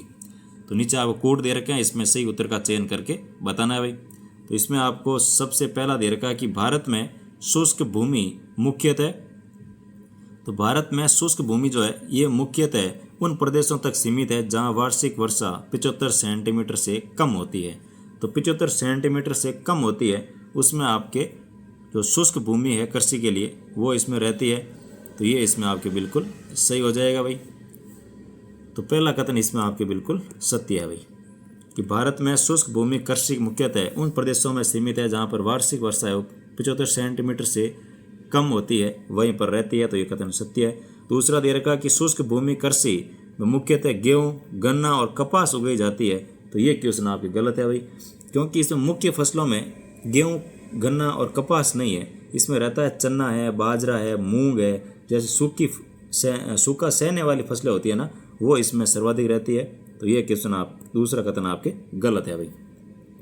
तीसरा दे रखा चावल, जूट और गन्ना आर्द्र भूमि कृषि की फसलें हैं, तो ये कथन भी आपकी बिल्कुल सही है। ये तीनों जो फसलें है ये आपकी रहती है आर्द्र भूमि की फसलें, क्योंकि जब हम देखते हैं ना कि चावल की जब खेती की जाती है तो जो ज़मीन है वो कई दिनों तक पानी से ऐसे भिगो के रखते हैं ताकि वो चावल उग पाते हैं, तो वहाँ पर अगर सूखे में उगाएंगे तो कैसे उग पाएंगे ना। तो ये कथन आपके रहेगा तीसरा भी सही कि आर्द्र भूमि कृषि की फसलें रहती है। तो इसमें आपके सही कथन आ जाएगा भाई 1 और 3, यानी कि ऑप्शन नंबर सी इसमें आपके बिल्कुल सही हो जाएगा। नेक्स्ट क्वेश्चन देखो 45 नंबर आपको दे रखा, निम्नलिखित में से कौन सा उद्योग अवस्थिति सही सुमेलित नहीं है। तो सही सुमेलित नहीं है, तो इसमें आ जाएगा आपके पेट्रो रसायन जो कि पटियाला दे रखा है, ये आपके इसमें बिल्कुल गलत हो जाएगा, क्योंकि पटियाला जो है या पेट्रो रसायन जो है ये आपके पटियाला में नहीं रहता है, क्योंकि इसका जो प्रमुख केंद्र है ये मुंबई है, वडोदरा है, जामनगर है, हल्दिया है, विशाखापट्टनम है आदि रहते हैं, तो इसमें पटियाला नहीं आएगा भाई। तो ऑप्शन नंबर सी इसमें हो जाएगा आपके गलत। नेक्स्ट क्वेश्चन देखो 46 नंबर आपको दे रखा, निम्न में से कौन सी नदी ब्रह्मपुत्र की दाईं ओर की सहायक नदी नहीं है। तो दाईं ओर की सहायक नदी नहीं है, तो इसमें आ जाएगा आपके दिसांग नदी। जो दिसांग नदी है ये आपके दाईं ओर की सहायक नदी नहीं है, क्योंकि दिसांग जो है ये आपके रहती है बाहीं तट की नदी, तो इसमें हो जाएगा आपके ऑप्शन नंबर सी।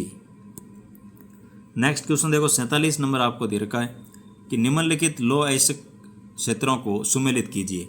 आपको लो अयस्क क्षेत्र दे रखे हैं, इसको सुमेलित करना है कि कौन सा क्षेत्र कौन से राज्य के अंदर स्थित है भाई। तो इसमें आ जाएगा आपके सबसे पहला दे रखा है होसपेट, तो होसपेट आ जाएगा आपके इसमें कर्नाटका के अंदर, तो इसमें आ जाएगा 3 नंबर। फिर दे रखा आपको सुंदरगढ़, तो सुंदरगढ़ आ जाएगा अपने उड़ीसा के अंदर यानी कि 1 नंबर। फिर दे रखा आपको दुर्ग, तो दुर्ग आ जाएगा आपके छत्तीसगढ़ के अंदर यानी कि 2 नंबर। फिर दे रखा आपको नोवा मंडी, तो नोवा मंडी आ जाएगा आपके झारखंड के अंदर यानी कि 4 नंबर। तो 3 1 2 4 3 1 2 4 ऑप्शन नंबर बी जो है ये आपके इसमें बिल्कुल सही हो जाएगा। नेक्स्ट क्वेश्चन देखो 48 नंबर आपको दे रखा है कि सुमेलित कीजिए। एक तरफ दे रखे हैं तेल शोधन कारखाने, सामने दे रखे हैं उनके राज्य, आपको सुमेलित करके बताना है भाई। तो सबसे पहले इसमें दे रखा है नुनावती, तो नुनावती आपके इसमें आ जाएगा असम के अंदर यानी कि पहले में 1 नंबर। फिर दे रखा कोयली, तो कोयली तेल शोधन कारखाना जो है ये आपके स्थित है भाई गुजरात के अंदर, तो इसमें आ जाएगा 4 नंबर। फिर दे रखा बरौनी, तो बरौनी कारखाना जो है ये स्थित है अपने बिहार के अंदर यानी कि 2 नंबर। फिर दे रखा बीना कारखाना, तो बीना कारखाना आ जाएगा आपके मध्य प्रदेश के अंदर यानी कि 3 नंबर। तो 1 4 2 3 1 4 2 3 ऑप्शन नंबर डी जो है ये इसमें सही हो जाएगा। नेक्स्ट क्वेश्चन देखो 49 नंबर आपको दे रखा कि सुमेलित कीजिए। इसको आपको सुमेलित करके लिखना है कौन सा स्थान किस उद्योग के लिए प्रसिद्ध है।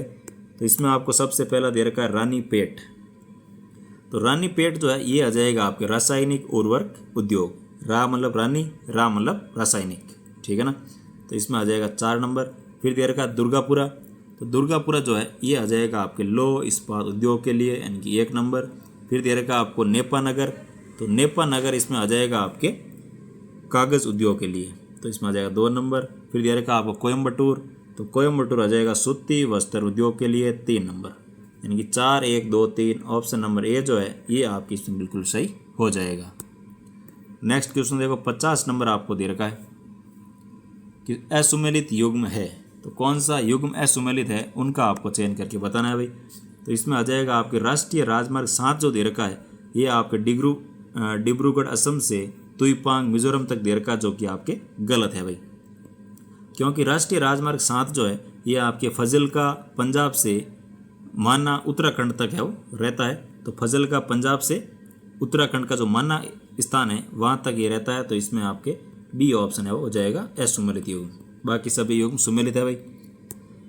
तो नेक्स्ट क्वेश्चन देखो 51 नंबर आपको दे रखा है कि ओजोन परत क्षरण के संदर्भ में निम्नलिखित कथनों पर विचार कीजिए और कौन से कथन असत्य कथन है उसका आपको चयन करना है।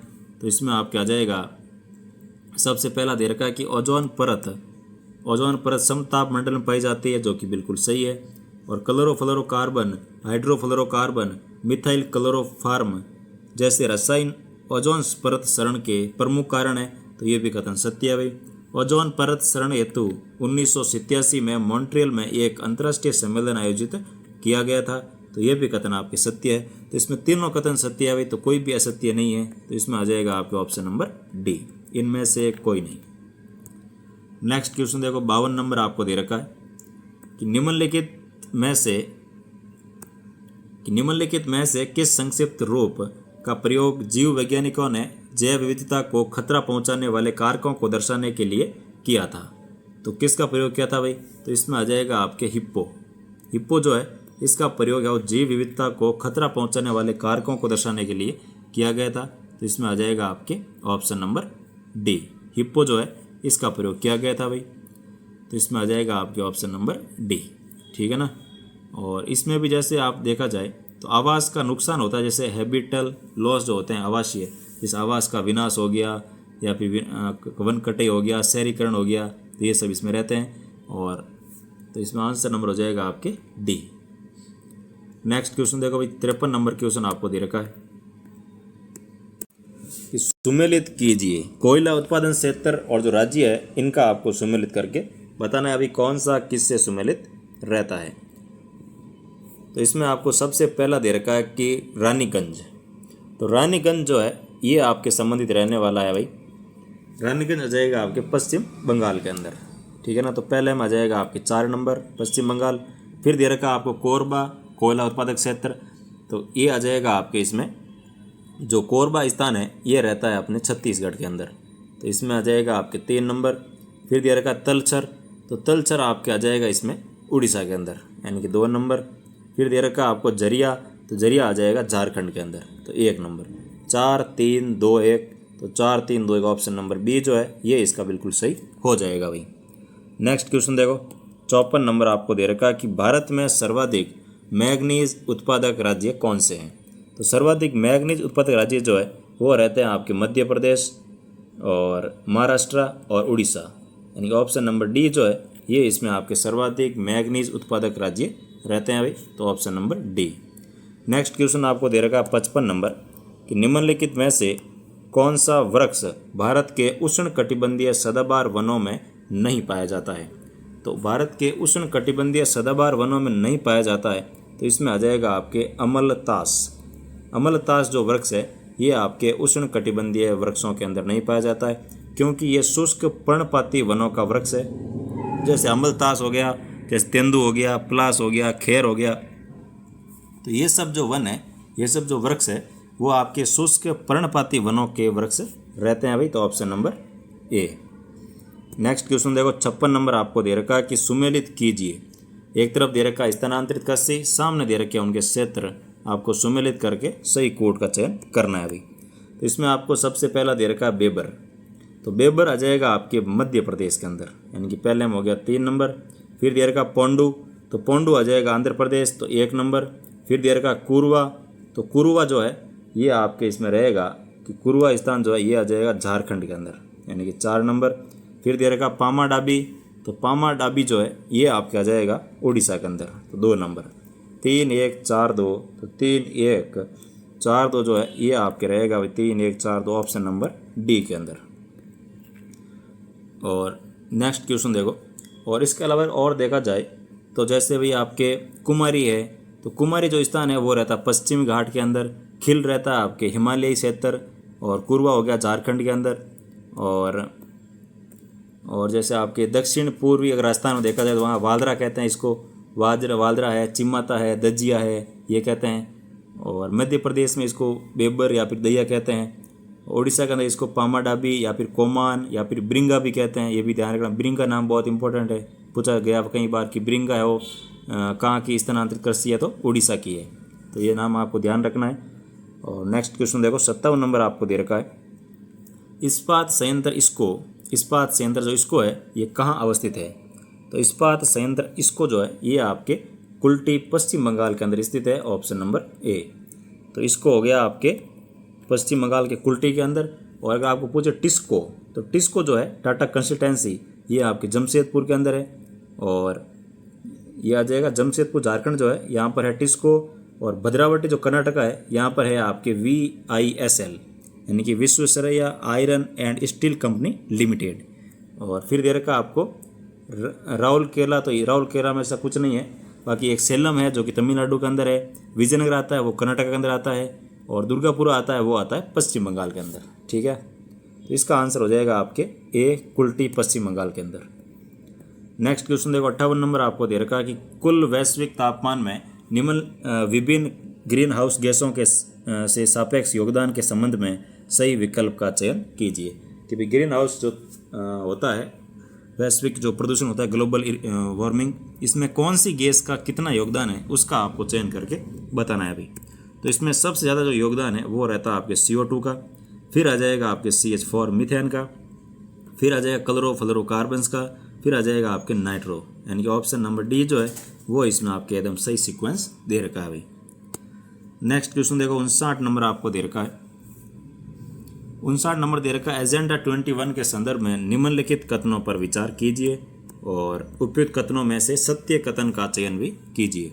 तो सत्य कथन कौन से उनका आपको चयन करना भाई। तो पहला कथन दे रखा है कि ये सतत विकास के लिए वैश्विक कार्य योजना है, बिल्कुल सत्य है।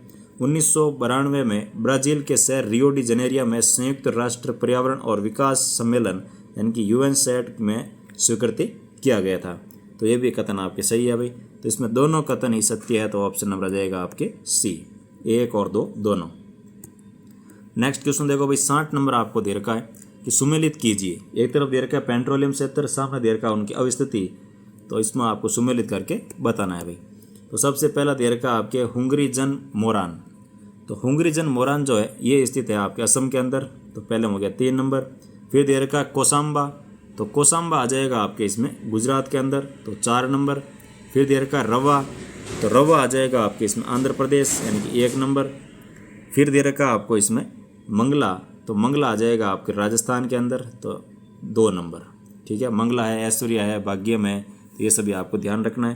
तो 3, 4, 1, 2, तो 3, 4, 1, 2 जो है 3, 4, 1, 2 ऑप्शन नंबर डी इसमें आपके बिल्कुल सही हो जाएगा भाई।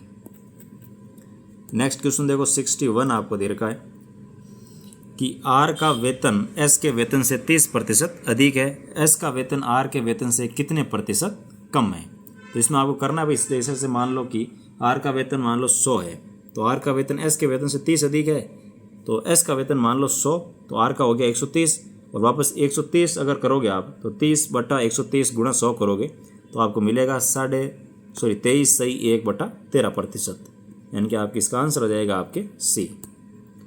नेक्स्ट क्वेश्चन देखो भाई 62 नंबर आपको दे रखा है, एक विद्यार्थी किसी संख्या को 3/5 के स्थान पर 7/4 से गुणा कर देता है, तो गणना में त्रुटि प्रतिशत ज्ञात कीजिए। तो इसमें आप कुछ नहीं करना है, पहले 100 लेना है, 100 को पहले गुणा कर दो आप 7/4 से, फिर उसको गुणा कर दो 3/5 से, वो कितनी उसमें डिफरेंस रहता है वो इसकी आपकी त्रुटि रहने वाली है भाई। चाहे 100 से करो, चाहे मान लो कोई छोटी संख्या ले लो, जैसे 20 ले लो आप, तो 20 है वो 5 से भी कट जाएगा और 4 से भी कट जाएगा, तो वो ले सकते हो। तो इस अकॉर्डिंग आप काट करके त्रुटि आराम से निकाल सकते हो। इसका आंसर आ जाएगा आपकी 191.23%। नेक्स्ट क्वेश्चन देखो भाई 63 आपको दे रखा है, यदि एक भिन्न के अंश में 200% और हर में 350% की वृद्धि की जाए तो परिणामी भिन्न 5/12 हो जाती है। तो यदि अंश और हर से 3 कम है तो मूल भिन्न क्या होगी। तो इसमें आपको मूल भिन्न ज्ञात करनी है, तो कुछ नहीं करना, एक मान लो x मान लो x को, और एक y मान लो x/y हो जाएगा। तो x/y इसको गुणा कर दो भाई, 200 है तो ये ऊपर ले लो आप 300, ऊपर 300 से गुणा कर दो, नीचे 450 से गुणा कर दो और बटा में कर दो आप 5/12।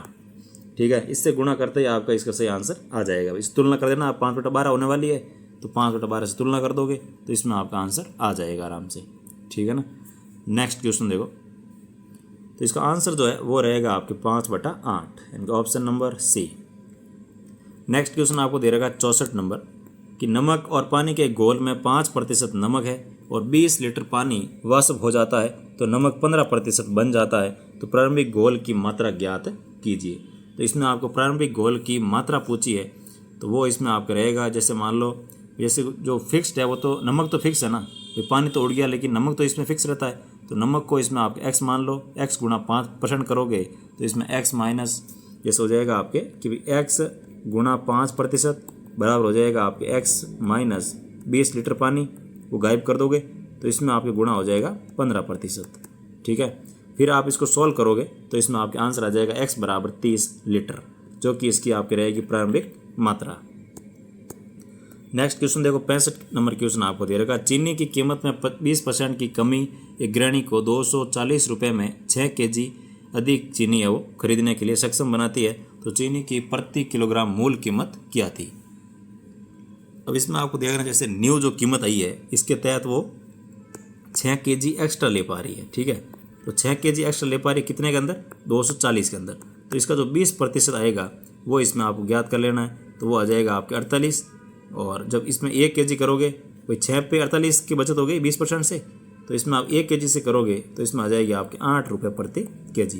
ये तो है आपके नई रेट जो अभी 6 kg एक्स्ट्रा मिलने पर। तो इसमें ओल्ड रेट अगर आप ज्ञात करोगे तो 20% की वृद्धि 80 से गुणा कर देना। ओल्ड रेट गुणा 80 बराबर 8 करोगे तो इसमें आपका आ जाएगा ओल्ड रेट बराबर 10 रुपये, ठीक है भाई। तो इसमें आपका आंसर आएगा 10 रुपये, option number c. Next question आपको दे रखा है 66 नंबर।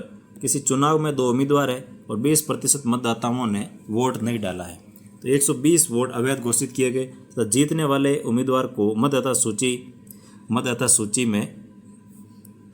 सूची के 41% वोट है प्राप्त हुए हैं तथा 200 वोटों से चुनाव जीत जाता है, यानी कि उसको 200 वोट अधिक मिले थे सामने वाले पक्ष से, 200 वोटों से चुनाव जीत गया था। तो पंजीकृत मतदाताओं की संख्या ज्ञात कीजिए। तो इसमें आपको पूछा है पंजीकृत मतदाताओं की संख्या आपको बतानी है भाई।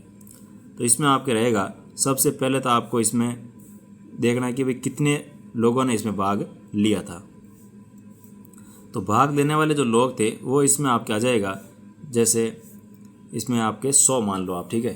तो 100 में से इसने बोला कि 20% मतदाता तो वोट डाला ही नहीं है, तो 100 में से 20 पहले कम कर दो तो पीछे बचे 80। तो 80 लोगों ने वोट डाले हैं, तो 80 में से अगर आप करोगे तो 80 का भी जैसे एक तो जीतने वाला बंदा कर दो और एक जिसमें 41% मत प्राप्त हुए थे, तो इसमें आपको 41% ज्ञात करोगे तो 41 इसका मान लो और इसमें आ जाएगा आपके 39, ठीक है। तो इसमें आप अगर करोगे आगे सॉल्व तो इसका आंसर आपको मिलेगा 4000 मत। कितने वोट मिलेंगे भाई, तो टोटल जो वोट है वो रहेगा आपके 4000, ऑप्शन नंबर बी, ठीक है ना। नेक्स्ट क्वेश्चन देखो। नेक्स्ट क्वेश्चन आपको दे रखा 67 नंबर कि एक परीक्षा में 80% लड़के अंग्रेजी में पास हुए हैं और 85% गणित में पास हुए हैं, जबकि 70% लड़के दोनों विषयों में पास हुए हैं। यदि 45 लड़के दोनों विषयों में फेल हुए हो तो परीक्षा में बैठे लड़कों की कुल संख्या ज्ञात कीजिए। तो इसमें आपको वेन डायग्राम बना के करना है क्वेश्चन को। तो सबसे पहले तो आपको दे रखा है कि 80% लड़के अंग्रेजी में पास हुए, तो एक आप बना लो ये अंग्रेजी वाला, एक बना लो गणित वाला, ये इंग्लिश ये है मैथ, ठीक है ना भाई। तो इसमें बोला कि 80% लड़के हैं वो अंग्रेजी में पास हुए और 85% गणित में पास हुए, जबकि 75% लड़के दोनों विषयों में पास हुए। तो सबसे पहले देखो कॉमन कौन सा है, तो 75 कॉमन है। अब इंग्लिश में कितने थे 80, तो 75 ये हो गए, 5 इसमें एक्स्ट्रा हो गया, और मैथ में 85 थे तो 75 ये हो गया भाई, तो पीछे बचे 10%। अब पूछा है कि यदि 45 लड़के दोनों विषयों में फेल हुए तो परीक्षा में बैठे लड़कों की कुल संख्या ज्ञात कीजिए। तो इसमें अगर आप देखोगे तो 75 दोनों में पास हुए, 5 इसके और 10 इसके, यानी कि 15 और ऐड करो कितने हो गए 90%। तो पास तो हुए 90%, फेल हुए हैं 10%। तो फेल होने वाले 10% जो है वो आपके हो जाएगा बराबर 45। तो इसमें 45 से तुलना करोगे तो आपको टोटल आ जाएगा 450, ठीक है ना। तो 10% 45 है तो इसका 100% कितना होगा, दोनों तो 10 से गुणा कर दोगे तो ये भी 10 ये भी 10, ये लो तो 450, यानी ऑप्शन नंबर बी इसका बिल्कुल सही हो जाएगा। नेक्स्ट क्वेश्चन देखो 68 आपको दे रखा है कि यदि दो संख्याएं तीसरी संख्या से क्रम से 20% और 60% अधिक है तो पहली संख्या दूसरी संख्या का कितना प्रतिशत है। तो पहली संख्या जो दो संख्या है वो तीसरी संख्या से क्रम से 20% और 60% अधिक है।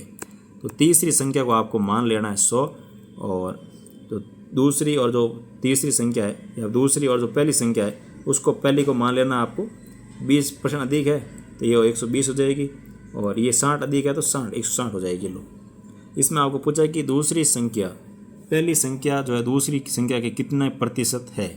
तो 120/160 करोगे तो आपको आ जाएगा 3/4। तो 3/4 क्या होता है भाई 75%। तो इसका आ जाएगा answer number A 75%। Next question देखो भाई 69 आपको दे रखा है कि राकेश अपनी आय का 80% खर्च करता है। भाई राकेश है जो अपनी आय का 80% है वो खर्च करता है, यदि उसकी आय 14% और बढ़ जाती है और बचत 15% से घट जाती है तो उसे खर्च में कितने प्रतिशत की वृद्धि हुई है। तो इनकम जो होती है ना वो होता है खर्च प्लस सेविंग। तो इसमें आपको 80% खर्च दे रखा है और बचत कितनी हो जाएगी भाई, 20 हो गई बचत। तो 80 + 20 यानी कि बराबर 100 मान लेना इसको। और फिर इसने बोला है कि आपके यदि उसकी आय 14% बढ़ जाती है तो 14 इसमें आप प्लस करके आगे करोगे तो इसमें आपके आंसर आ जाएगा इसमें 21.25% यानी कि ऑप्शन नंबर बी इसका रह जाएगा। तो आपको फार्मूला ये यूज़ करना है कि इनकम बराबर खर्च प्लस सेविंग। ठीक है ना। नेक्स्ट क्वेश्चन आपको दे रखा 70 नंबर कि एक निश्चित साधारण ब्याज की दर पर 2400 रुपये का 5 वर्ष का मिश्र धन है वो 2760 रुपये हो जाता है। यदि ब्याज की दर 2% अधिक हो जाती तो मिश्र धन कितना होता। तो अगर 2% अधिक करते आप तो इसका मिश्र धन कितना होता।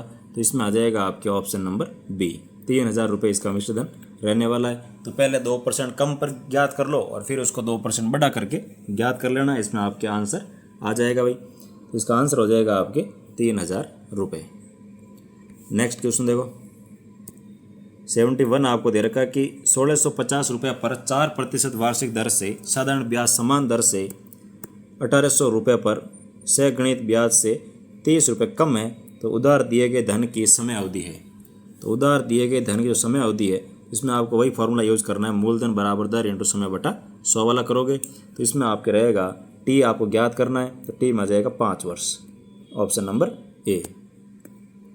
नेक्स्ट क्वेश्चन देखो 72 आपको दे रखा कि किस साधारण ब्याज की दर से एक निश्चित धनराशि 1/4 वर्ष में स्वयं की 41/40 गुना हो जाएगी। तो वो दर आपको बतानी है। तो इसमें आपके फॉर्मूला यूज़ कर लेना है कि जो आपके रहता है ना ए बराबर पी गुणा 41/40। तो पी ए बटा पी हो जाएगा इसका और ये आप 41/40 रहेगा। तो इसमें अगर आप सॉल्व करोगे आगे तो इसमें आर का मान आपके आ जाएगा 10% यानी कि ऑप्शन नंबर ए। ठीक है ना भाई। तो इसमें करोगे तो क्या हो जाएगा भाई, 40 है मूलधन और इसका एवरेज आता है 41। तो इसमें प्रॉफिट कितना हो गया, 1 का हो गया। तो इसका जो आपके ब्याज है वो 1 हो जाएगा। और फिर सेम फार्मूला जो है ना आपके मूलधन इंटू दर इंटू समय बटा 100, मूलधन लेना है आपको 40 और उस फार्मूले में आपको रखते ही आर का मान मिल जाएगा जो कि आएगा आपके 10%। तो इसका आंसर आ जाएगा आपके ऑप्शन नंबर 1, 10%।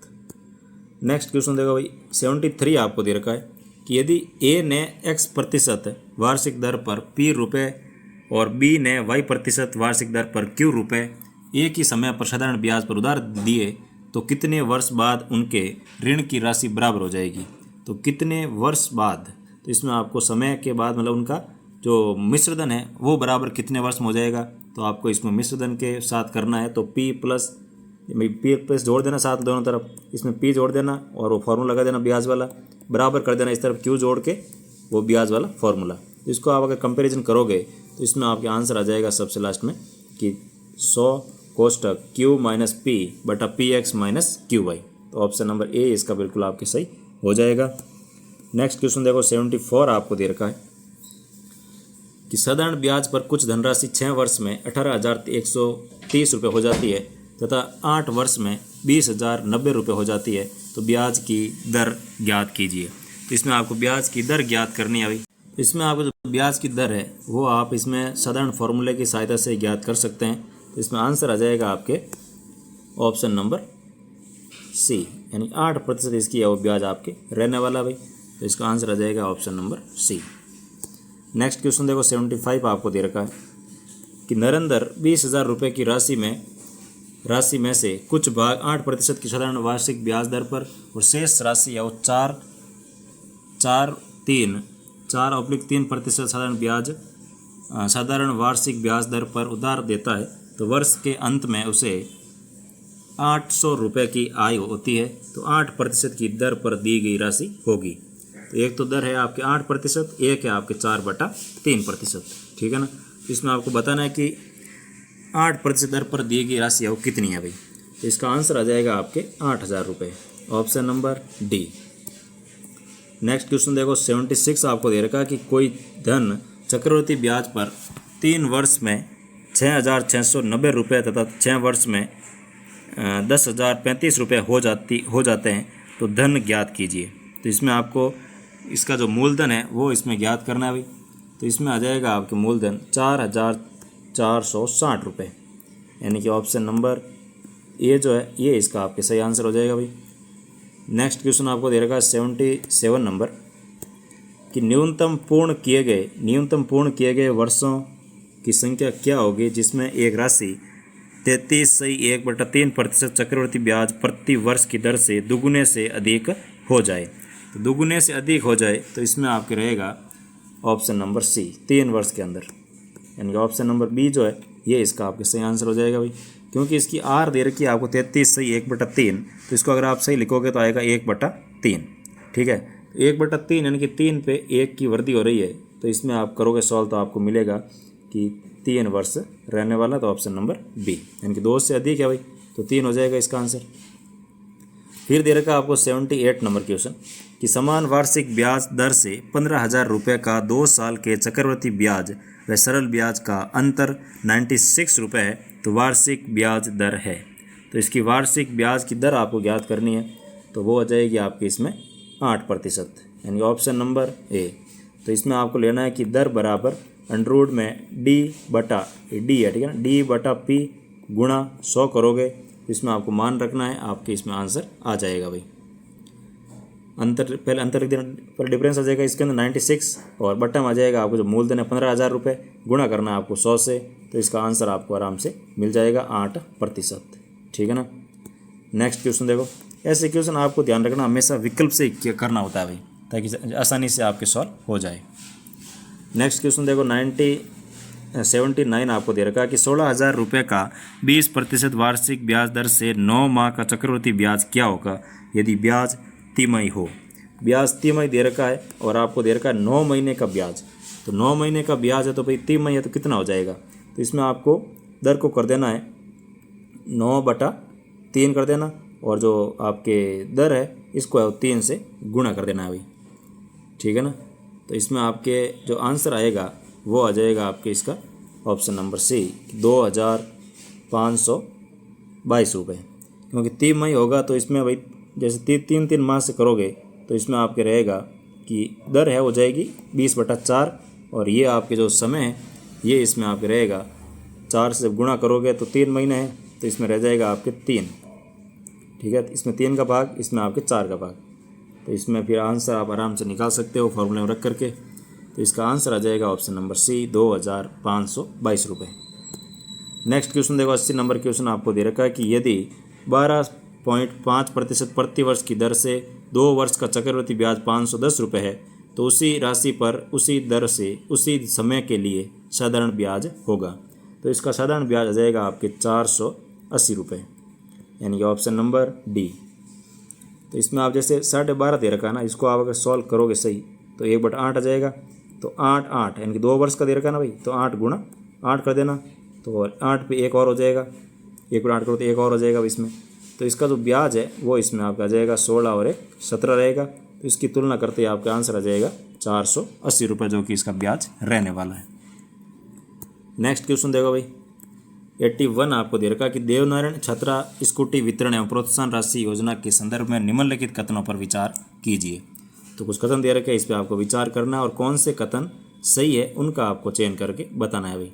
तो सबसे पहला आपको दे रखा कि यह योजना वर्ष 2011-12 में कॉलेज शिक्षा विभाग द्वारा प्रारंभ की गई थी, जो कि बिल्कुल सही है। दूसरा आपको दे रखा है कि केवल छात्राएं पात्र है जिनकी वार्षिक पारिवारिक आय 5 लाख रुपए से कम है, तो 5 लाख रुपए से कम है वो इसके अंदर आपके योग्य है। ये क्वेश्चन आपके बिल्कुल गलत है, क्योंकि इसमें 5 लाख नहीं रखा, इसमें रखा गया है कि 2.5 लाख रुपए से आय कम है।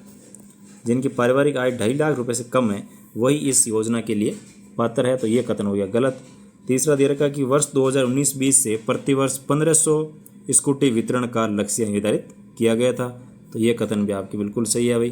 अब 1500 स्कूटी है वो कर दिया गया है, लेकिन अब अगर वर्तमान में देखा जाए जैसे 25-26 के अंदर, तो इसमें आपके कर दिया है 4,240 स्कूटी। तो ये संख्या आपको ध्यान रखना, आपके क्वेश्चन में 19-20 की भी आ सकती है और 25-26 का भी आ सकता है, तो आपको ये वाला ध्यान रखना है 4,240 स्कूटियाँ कर दी गई है, ठीक है। नेक्स्ट क्वेश्चन देखो 82 आपको दे रखा है, तो इसका सही आंसर रहेगा भाई 1 और 3, बाकी दूसरा गलत हो गया, तो इसका आंसर आ जाएगा आपके ए, 1 और 3। नेक्स्ट क्वेश्चन आपको दे रखा है 82 नंबर कि राज्य सीवरेज एवं वेस्ट वाटर पॉलिसी 2025 के संबंध में निम्नलिखित कथनों पर विचार करें और सही विकल्प कौन सा है उनका आपको चयन करके बताना है भाई। तो इसका आंसर आ जाएगा आपके सबसे पहला दे रखा है कि इस नीति के माध्यम से 2016 की सीवरेज एवं वेस्ट वाटर पॉलिसी में संशोधन किया गया है, जो कि आपके बिल्कुल सही दे रखा है भाई। और दूसरा दे रखा है कि यह नीति स्वास्थ्य, स्थिरता, चक्रीय अर्थव्यवस्था और उपचारित जल के पुनः उपयोग पर केंद्रित है, तो ये कथन भी आपके सही है। तीसरा दे रखा है कि इस नीति की अवधि 10 वर्ष और 2035 तक है वो लागू रहेगी, तो ये क्वेश्चन आपके गलत है, क्योंकि इसमें रखा गया था कि नीति जो प्रारंभ है वो 5 वर्ष की अवधि या फिर वर्ष 2030 तक है वो लागू रहेगी, तो ये कथन आपके गलत है भाई। तो इसमें सही विकल्प आ जाएगा ऑप्शन नंबर ए, 1 और 2। नेक्स्ट क्वेश्चन देखो भाई 83 आपको दे रखा है, सहकार सदस्यता अभियान के संदर्भ में निम्नलिखित कथनों पर विचार कीजिए और कौन से कथन सही है उनका आपको चयन करके बताना है भाई। तो इसमें आपके आ जाएगा सबसे पहला कथन दे रखा है कि इस अभियान की अवधि 2 से 15 अक्टूबर तक थी, तो इसकी जो अवधि है वो आपके रहती है 2 से लेकर 15 अक्टूबर तक, जिसे बढ़ाकर 22 अक्टूबर तक कर दिया गया था, जो कि बिल्कुल सही है। दूसरा दे रखा है कि इस अभियान का लक्ष्य सहकारी समितियों में 20% वृद्धि करना है, तो इसमें आपके ये कथन गलत है भाई, क्योंकि इसमें 20% का लक्ष्य नहीं रखा गया था, इसमें रखा था 10% वृद्धि का लक्ष्य, ठीक है ना। तो इसमें आपके दूसरा कथन गलत है। तीसरा दे रखा है कि इस अभियान का प्रारंभ जयपुर से हुआ था, तो बिल्कुल इसका प्रारंभ है वो जयपुर से होता है, और इसमें आपके जयपुर से प्रारंभ होता है। 10% का इसमें आपके प्रावधान किया गया था, 10% वृद्धि का। और इसके अंदर अभियान में 5 विभागीय गतिविधियाँ आयोजित की जा रही है, जिसमें आपके 8,300 फैक्स स्तर पर शिविर भी आयोजित होने वाले हैं अभी। तो ये क्वेश्चन आपके इसमें रहेगा ऑप्शन नंबर 3 भी सही है, तो सही कथन आपके रहेगा 1 और 3 option number b. Next question देखो 84 आपको दे रखा है कि राजस्थान के पहले ई बस मैन्युफैक्चरिंग प्लांट के संबंध में निम्नलिखित कथनों पर विचार करें। तो निम्नलिखित कथन आपको दे रखा है, इस पर विचार करना है और कौन सा कथन सही है उस विकल्प का आपको चयन करके बताना है भाई। तो सबसे पहला दे रखा कि यह प्लांट नीमराणा तहसील के गिलोट औद्योगिक क्षेत्र में स्थापित किया गया, जो कि बिल्कुल सही है। और प्लांट के लिए 2 लाख वर्ग मीटर से अधिक भूमि आवंटित की गई थी, तो यह कथन भी सही है। यह परियोजना rising Rajasthan global investment summit में घोषित निजी क्षेत्र का निवेश है, तो यह कथन भी सही है भाई।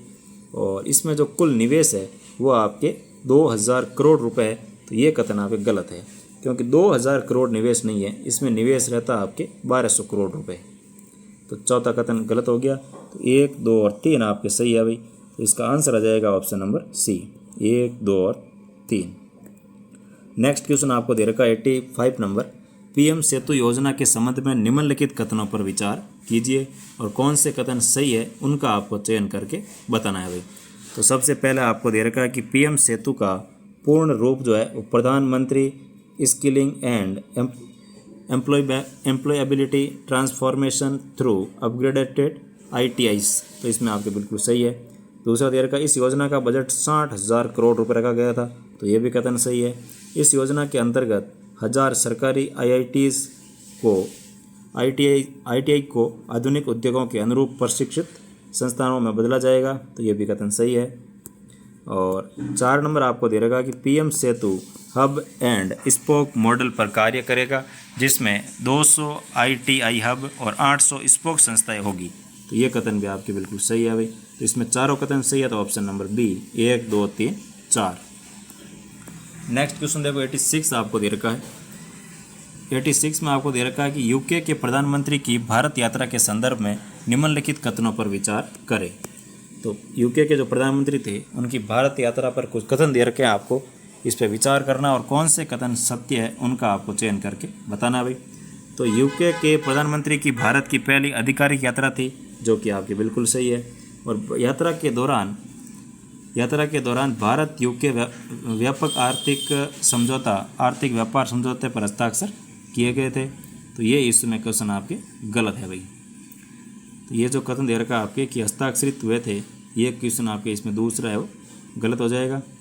और तीसरा दे रखा कि भारत और यूके एआई सेंटर की स्थापना इस यात्रा की एक प्रमुख परिणाम था। तो ये क्वेश्चन आपके बिल्कुल सही है। जो इसका प्रमुख परिणाम था वो आपके इसमें एआई सेंटर की स्थापना रहता है, जो कि आपके बिल्कुल सही है। और दूसरा कथन इसमें आपके गलत हो जाएगा भाई, ठीक है ना। ये कथन आपके गलत है, क्योंकि जो ये आपके हस्ताक्षरित हुए थे ये जुलाई 2025 में हस्ताक्षरित हो चुके थे, व्यापक आर्थिक और व्यापार समझौता। तो ये क्वेश्चन आपके इसमें गलत है भाई। तो इसका आंसर आ जाएगा आपके 1 और 3, यानी कि ऑप्शन नंबर बी जो है ये इसका सही आंसर रहने वाला है। नेक्स्ट क्वेश्चन देखो 87 आपको दे रखा है कि IUCN विश्व संरक्षण कांग्रेस 2025 के संबंध में निम्नलिखित कथनों पर विचार करें, और कौन सा कथन सत्य रहता है उनका आपको चयन करके बताना है भाई। तो सबसे पहला कथन आपको दे रखा है कि 2025 का सम्मेलन अबू धाबी संयुक्त अरब अमीरात में आयोजित किया गया था, जो कि बिल्कुल सही है। मोशन 007 पहली बार अपनाया गया, इसके माध्यम से जीवाश्म ईंधन उत्पादन को पहली बार प्रकृति के लिए एक स्पष्ट खतरे के रूप में मान्यता दी गई थी। तो ये भी कथन सही है। IUCN विश्व विरासत आउटलुक 2025 के अनुसार विश्व के 43% प्राकृतिक स्थल जलवायु परिवर्तन से प्रभावित है। तो यह कथन भी आपके सत्य है भाई। तो इसमें तीनों कथन सत्य है, तो ऑप्शन नंबर आ जाएगा आपके बी, 1, 2 और 3। नेक्स्ट क्वेश्चन देखो 88 आपको दे रखा है कि 8वां वेतन आयोग के संबंध में निम्नलिखित कथनों पर विचार कीजिए। तो 8वें वेतन आयोग के बारे में कुछ आप कथन दे रखे हैं, इस पर विचार करना है और कौन से कथन सत्य है उनका चयन करना है भाई। तो सबसे पहला दे रखा कि इसका गठन 28 अक्टूबर को केंद्रीय मंत्रिमंडल की स्वीकृति से हुआ है, जो कि आपके बिल्कुल सही है। दूसरा दे रखा कि यह एक स्थायी तथा संवैधानिक आयोग है। तो ये क्वेश्चन आपके ये कथन आपके गलत है भाई, क्योंकि ये आपके संवैधानिक संस्था नहीं है, ये गैर संवैधानिक संस्था है। तो ये आपके रहेगा अस्थायी और गैर संवैधानिक संस्था। तो ऑप्शन नंबर दूसरा कथन है ये आपके इसमें गलत हो जाएगा भाई। तीसरा कथन आपको दे रहेगा कि प्रथम वेतन आयोग 1946 ईस्वी में गठित किया गया था। तो ये कथन भी आपके सही है। तो इसमें 1 और 3 सही है, तो ऑप्शन नंबर 1 और 3 कथन इसमें आपके बिल्कुल सही हो जाएगा भाई। और इसका गठन 1946 के अंदर हुआ था और इसकी अध्यक्षता जो है वो जस्टिस रचना प्रसाद देसाई के द्वारा की गई थी। और इसके सदस्य आते हैं प्रोफेसर पुलक घोष और सदस्य सचिव आते हैं पंकज जैन। ये भी आपको साथ में ध्यान रखना है। और इसका जो गठन है वो 28 अक्टूबर को प्रधानमंत्री नरेंद्र मोदी की अध्यक्षता में केंद्रीय मंत्रिमंडल में 8वां वेतन आयोग के गठन को मंजूरी दी गई थी। तो इसका सही आंसर हो गया option number A. Next question देखो 89 आपको दे रखा प्रधानमंत्री धन धान्य कोष योजना यानी कि PMDDKY के संबंध में निम्नलिखित कथनों पर विचार कीजिए और कौन से कथन सत्य है उनका आपको चयन करके बताना है भाई। तो इसमें आपको पहला कथन दे रखा है कि इस योजना की घोषणा संघीय बजट 2025-26 में की गई थी, जो कि आपकी बिल्कुल सही बात है अभी। 25-26 का जो संघीय बजट था इसके अंदर इसको है वो घोषित किया गया था। दूसरा दे रखा इस योजना का क्रियान्वयन 13 विभागों की 39 मौजूदा योजनाओं, राज्य की अन्य योजनाओं और निजी क्षेत्र और भागीदारी के माध्यम से किया जाएगा। तो ये क्वेश्चन आपके इसमें गलत है, क्योंकि इसमें 13 विभाग नहीं है, 11 विभागों की 36 जो मौजूदा योजनाएं उनको इसमें शामिल किया गया है। तो ये कथन आपके गलत हो जाएगा भाई।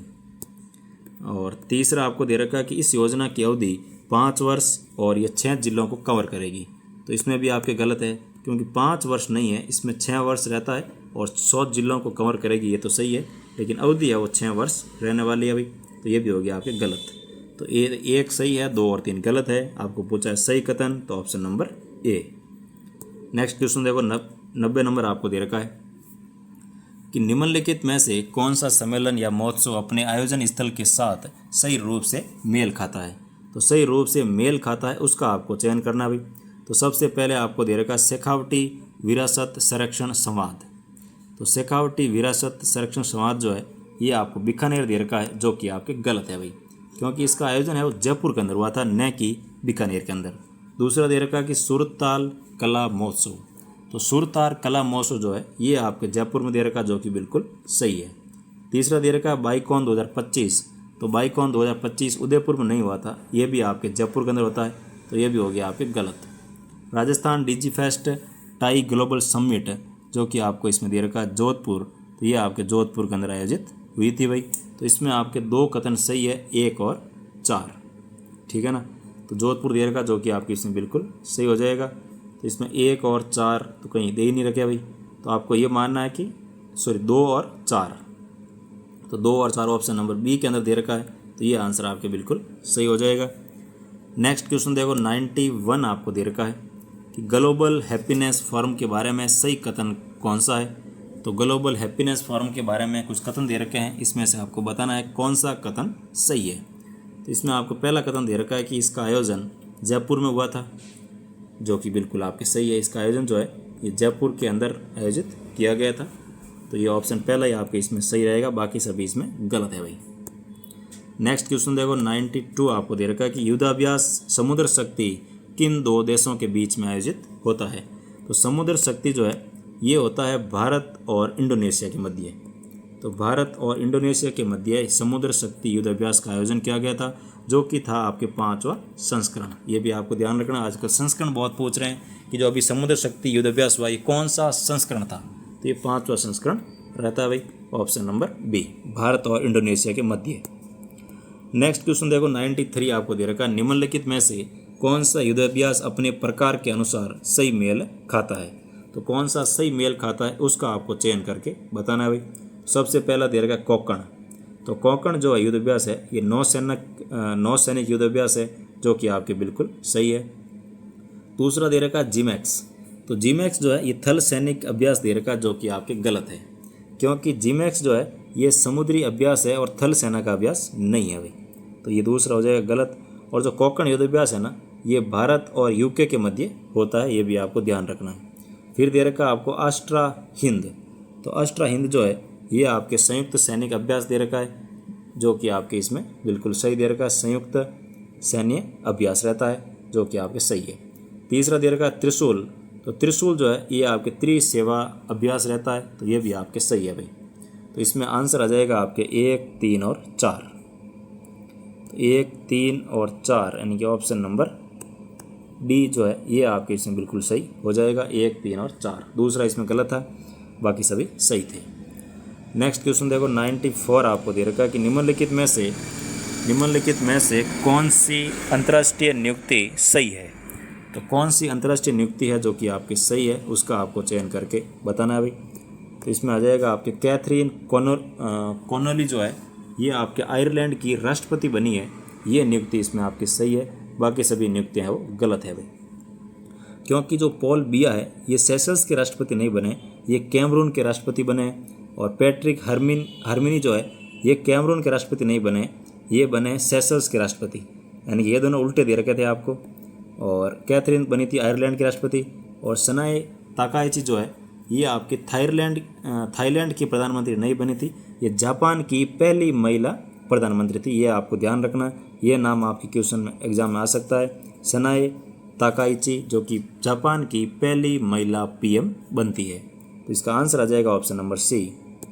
नेक्स्ट क्वेश्चन देखो 95 आपको दे रखा है, भौतिकी में नोबेल पुरस्कार 2025 किसके लिए दिया गया था। तो जो भौतिकी का नोबेल पुरस्कार मिला था 2025 के अंदर, ये किस क्षेत्र में सही कार्य या फिर अच्छा कार्य करने के लिए दिया गया था। तो इसमें आ जाएगा आपके माइक्रोस्कोपिंग, क्वांटम एंड ऊर्जा का प्रमाणीकरण के लिए दिया गया था, तो option number b. Next question देखो भाई 96 आपको दे रखा है, तो और इसमें पुरस्कार दिया किस किस को गया था भाई। तो आपको 3 नाम ध्यान रखना है, एक तो है जॉन क्लार्क, एक है मिशेल एच देवरोट, और एक आता है जॉन एम मार्टिनस। ये तीनों यूएसए के हैं और इनको भौतिकी का नोबेल पुरस्कार 2025 से सम्मानित किया गया था। नेक्स्ट क्वेश्चन देखो 96 आपको दे रखा है कि निम्नलिखित में से कौन सी पुस्तक अपने लेखक के साथ सही रूप से मेल खाती है, उसका आपको चयन करना है। तो इसमें दे रखा है ready, relevant and resurgent second, तो ये आपको दिया गया था, अनिल चौहान के द्वारा लिखी गई थी, जो कि आपकी बिल्कुल सही है। और डिफरेंट बट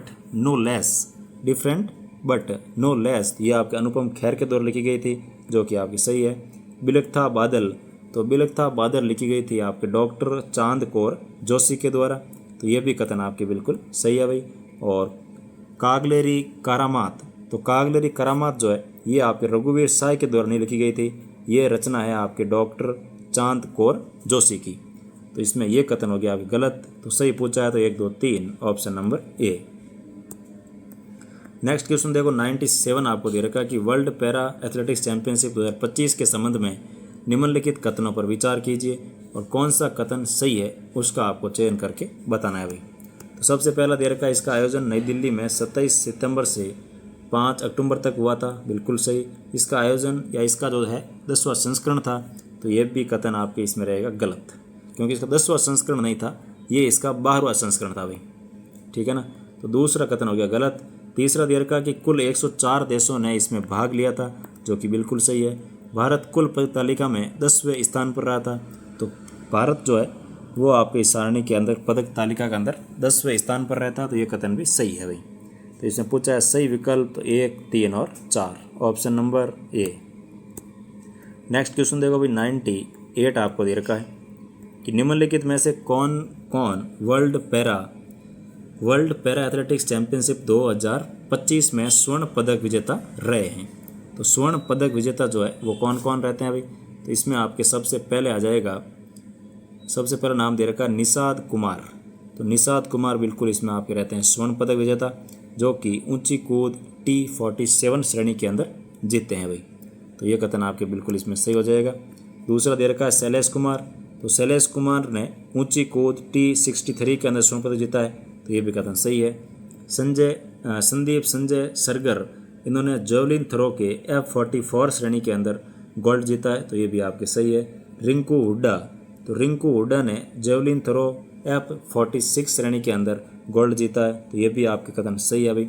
और इसके अलावा आपको 2 नाम और ध्यान रखना है। एक तो आता है आपके सिमरन शर्मा, जो कि 100 मीटर रेस के अंदर T12 श्रेणी के अंदर गोल्ड जीतती है, और एक नाम आता है सुमित अंतल, जो कि जेवलिन थ्रो F64 श्रेणी के अंदर गोल्ड जीतते हैं। तो ये 2 नाम आपको एक्स्ट्रा ध्यान रखना है, और 4 तो ये है ही आपके। तो इसमें आ जाएगा आपके चारों कथन सही है, तो option number c 1 2 3 4। Next question देखो भी 99 आपको दे रखा है कि आर वेंकटरमणी के संबंध में निम्नलिखित कथनों पर विचार करें और सही विकल्प कौन से उनका आपको चयन करके बताना है भाई। तो इसमें आपको सबसे पहला कथन दे रखा है कि उन्हें लगातार दूसरी बार भारत के अटॉर्नी जनरल के रूप में नियुक्त किया गया है, जो कि आपकी बिल्कुल सही है। उनका कार्यकाल 1 अक्टूबर 2025 से 30 सितंबर 2027 तक रहेगा, तो ये भी कथन आपकी बिल्कुल सही है। उनका पद भारतीय संविधान के आर्टिकल 76 के तहत एक संवैधानिक पद है, तो ये भी कथन आपकी सही है भाई। और उनकी नियुक्ति राष्ट्रपति द्वारा प्रधानमंत्री की सलाह पर की जाती है, तो ये कथन भी आपके सही है। तो इसमें चारों कथन सत्य है, तो ऑप्शन नंबर आ जाएगा आपके डी 1 2 3 4। नेक्स्ट क्वेश्चन और आज का लास्ट क्वेश्चन। तो अभी तक अगर आपने चैनल को सब्सक्राइब नहीं किया है तो प्लीज़ चैनल को सब्सक्राइब कर दीजिए। इसमें आपका कुछ भी नहीं जाएगा, छोटा सा आप क्लिक कर दीजिए, 0.001 सेकंड लगने वाला आपको, ठीक है ना। तो सब्सक्राइब कर दीजिए भाई पहले। तो 100 नंबर क्वेश्चन आपको दे रखा है, देखो नेप्थ्रोमाइसिन के संदर्भ में निम्नलिखित कथनों पर विचार कीजिए। तो नेप्थ्रोमाइसिन जो है इसके बारे में कुछ आप कथन दे रखे हैं, इस पर आपको विचार करना है और सही विकल्प कौन सा उनका आपको चयन करके बताना है भाई। तो सबसे पहला दे रखा है कि ये भारत का पहला स्वदेशी रूप से खोजा गया एंटीबायोटिक है, जो कि बिल्कुल सही है। इसका विकास biotechnology industry research assistant council यानी कि बार्क और वॉकहार्ड कंपनी द्वारा किया गया था, तो ये भी आपके सही है भाई, ये कथन सही है, ठीक है ना। तीसरा दे रखा है कि इसे मिकनाप ब्रांड नाम से बाजार में बेचा जाएगा, तो ये भी कथन आपके सही है, इसे मिकनाप के नाम से बाजार में बेचा जा रहा है, तो तीसरा कथन भी सही है। तो इसका आंसर आ जाएगा आपके 1 2 और 3 यानी कि ऑप्शन नंबर बी। तो इसके ये थे अभी आपके 100 क्वेश्चन ऐसा ही भर्ती परीक्षा के लिए, जो कि था आपके श्रमिक एकेडमी का, और पेपर बहुत ही अच्छा बनाया हुआ था और शानदार लेवल वाला पेपर था भाई। तो अगर पेपर अच्छा लगा हो और आपके लिए थोड़ा बहुत भी अगर हेल्पफुल रहा हो तो चैनल को सब्सक्राइब करना है, क्लास को like share and subscribe. Okay, फिर मिलते हैं नेक्स्ट क्लास के अंदर एक नए पेपर सॉल्यूशन के साथ। Thank you so much.